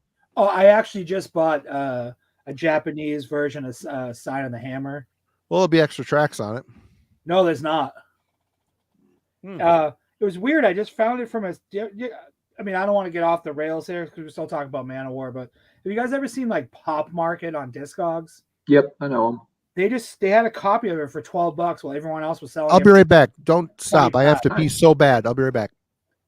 They just had a copy for $12 while everyone else was selling it for over 20. So nice, yeah. Pop fuck it, Market, I grabbed their it. prices are usually a little high, but every Yeah. now and then they will have something kind of discounted. And yeah, It's a, I bought some stuff from them not long ago for that same kind of reason. Like, really? That's all you Yeah. want for it? I Take my want money. I want to say I bought from them before. But I just bought a 2012 Japanese pressing of it. Mm-hmm. So whatever. So that I'll give it more time. I didn't I did the preemptive thing earlier. I don't hate this record. Oh yeah, yeah. I mean, after after 8 down for me is like Mm-hmm. 2 years, a year from now, I could have a different. It could all be Sure. different. You know? Yeah.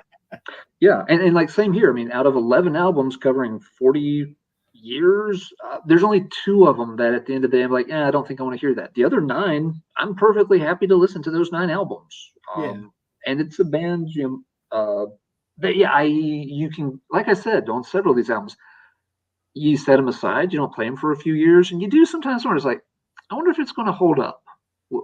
Maybe I'm just remembering it with, like you said, it is stuff that was played hanging out with a lot of friends and stuff, and maybe I'm remembering it with too much nostalgia. And you put it back on, and you blow your fucking speakers all over again. Yeah, it holds up very well. Yeah. It really does. It has not gotten tired or faded with age. So, am I going to spend all of next week playing more Manowar? Probably not. I actually started just coincidentally had started working my way back through Manowar's discography a couple of weeks before we got to talking to you to have you come on the show, which I'm really glad you did. You've had great insights on it. It's been really fun getting to talk to you and see you again. So yeah, I'm probably not going to stick with Manowar's catalog after this, but I'll come back to it. And I'll love it just as much, whether it's 2 months or 6 months from now. It's going to be it's going to be there waiting, and I'm going to enjoy it all over again. Yeah, when my copies of Louder Than Hell and Sign of the Hammer come, I'll probably do another run of a couple days of Manowar. Like when I told the story when I talked about Louder Than Hell, I don't know, maybe it's because I was like in a shitty mood and didn't want to be at work, but that record fucking hit me at 5 a.m. man. Like I was like ready to just fucking start punching panes of glass out of the window, fucking daring someone to say something to me. I do gotta say, revisiting, I mean, Manowar, there's not a lot of gaps with me with this band. I come back to them frequently. I have some close friends that are very passionate about this band, and we talk about them often. But listening to the whole body of work this week, yeah, there's one album that I think is a complete turd. But after 42 years, that's pretty good, man. They've really they've offered a lot of great music and a lot of fun. I mean, if you want to have fun and listen and you don't care about the hangups of, things nowadays that might be considered not socially acceptable, which is true, but man, what a great fun band. They're just a lot of fun. The cheese, I love it in this band. I love it. I'm glad I got over my hang up with them. I'm glad Jeff made me that tape all those years ago. I'm glad I got to see them in Worcester that one day. That was a magical event. They were so on fire. They sounded so good. And they're a great band. And Jason, thank you so much. We would love to have you back. I know it's a little harder. Yeah. Maybe because you're not the stereotypical metalhead that would maybe jump in on our streams. But I could have done the compilations one. I was like, I could have done that one too. There's many punk and hardcore compilations that are like more classic than actual releases. Right. That's a good point. Yeah. Before we bounce, I mean, if can we just talk about these real quick? Do you guys have these? The Hell on Earth fucking DVDs? I do not. I've got a VHS of something. I've got the first one on VHS, and I've got like one other DVD. So I'm trying to cover these so we don't get like you don't get flagged. There's some They don't matter. No, we're good. So these things, it's been talked about a couple times in the chat. These things are fucking insane. They are. There's like not much performance on them. It's all like backstage vlogging shit. It's weird. Like before that was like a thing. Yeah. Like there's like they come in these like crazy packaging with like book. Look at this thing. Wow. DVD. Holy shit. Huh. like like this shit's, and it's just like there's a lot of backstage stuff. There's a lot of like footage of interviews, which them going to like Italy and going to bullfights and shit, where they're like, ooh, you know, that's what you get when you come to the place. Like they always seem like freaked out by a little blood. It's like, wow. Yeah. Or them doing like press where like Joey DeMaio is literally like the scummiest of scumbags. Oh, he's a total swarthy jerk, but he's but it's funny because I look at that and I'm like, he's playing a character and he's just not he's not dropping character. No, he's not. He's in character all the time on these things for sure. But I mean, when these came out, I bought these two with this. I only have 3 and 4. There's 3 more I need to get off. I'm sure you can get them for cheap now, but when I bought these were not like cheap at all, especially this one. Like this was probably like $30-$35, which was like $1 million to me in 2002. And I just like there's another thing, we'd throw this on. We'd be hanging out at a buddy's house, you know, playing fucking GoldenEye or some shit.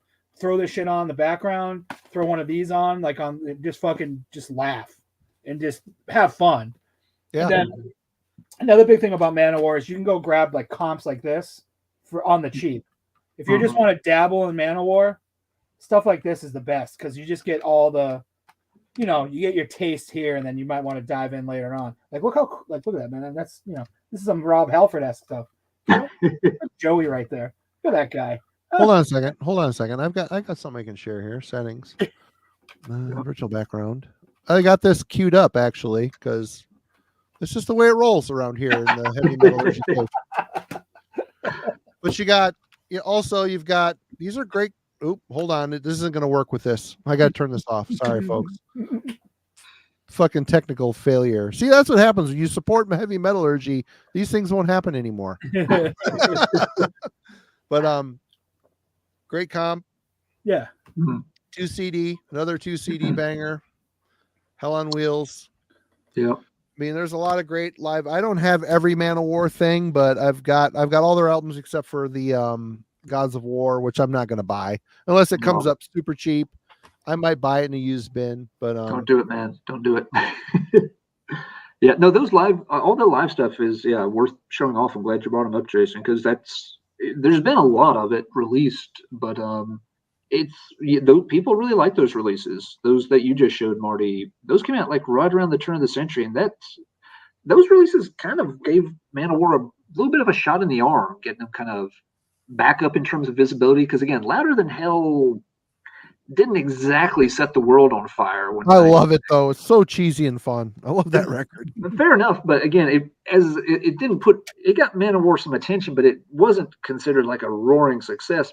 But those double live albums you just showed off, those got really strong reviews when they were released. People were just like, "Wow, this is Manowar in their element," and you got the sense like a lot of people hadn't listened to the band for a while, and then those came out and it got a lot of eyeballs back on the band, just showing off what they could do on those live albums. Yep.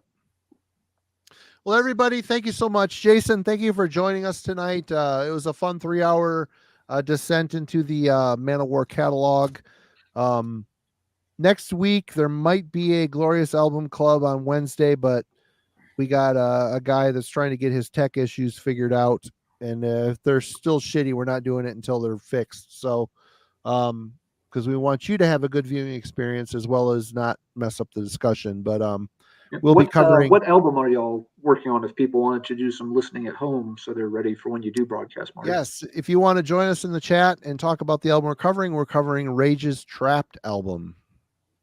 Cool, good choice. Which is a fun album. But yeah, and that's it. And next Friday, there's a couple things that might happen, but I'm a deficient. I did not get a hold of somebody like I was supposed to, but I'll do that. There's another guy, Simon. Simon's going to be coming back here soon from Explosive Action. He just said today that he might be available the next couple of weeks. So you might be seeing Simon from Explosive Action back soon. Of course, Professor Steele, and we will get Jason back again when we get things figured out that we can all agree upon talking about. And Jason, you rule. We love having you on. Thank you so much for coming. Check out Get Into It. The link is in the description. I'll make a video soon. Whatever. If I get subs after this, I will as payment. Before we sign off, Marty, would you have one last little piece of business? Happy anniversary, because tonight is April the 8th, and April 9th, 2021 is when we did the first live stream for what became Heavy Metallurgy. So tomorrow night will be 1 year. Wow, that's fucking awesome. Of Friday night streams here with everybody. So to everybody that's been watching and hanging out here and there over the past year, thank you very much. It's been a really, really fun time. We've actually got 12 months worth of content now, which is kind of insane. I just realized it yesterday looking back through the list. So happy anniversary for 1 year, and hopefully we'll keep it going for another great year coming up. That's fucking, I did not know that. And next episode will be our number 50. It'll be our 50th week proper. I mean, technically we're 51 weeks. I guess our first episode would have been on your channel. If you guys want to see the very first episode of this, over on Let's Talk Metal, which will link in the description, you go, and there was a American power metal we did, me and Alan, and realized that this was a lot of fun, and we worked pretty well together and wanted to continue to do this. So yep. But yeah, 1 year ago right now, basically you and I were talking favorite noise releases with Aaron from the Metal Theologian channel for wasn't Heavy Metallurgy yet, but that's after that it became a weekly thing. Yep. Absolutely. Well, that's very cool. And thank you again, everybody. We love having you tonight. The chats were so hilarious. Thank you so much. Slayed me a bunch. You guys are great. And yep, absolutely. To dedicate to my arm cock fund, there's a super chats function, and thanks to those who thanks to those who contributed tonight. Right on. Cheers, everybody. Jason, don't log off. You're gonna hang out for a second. Right. Everybody, we'll see you next week. Maybe 2 episodes, maybe 1. We'll see you. Bye.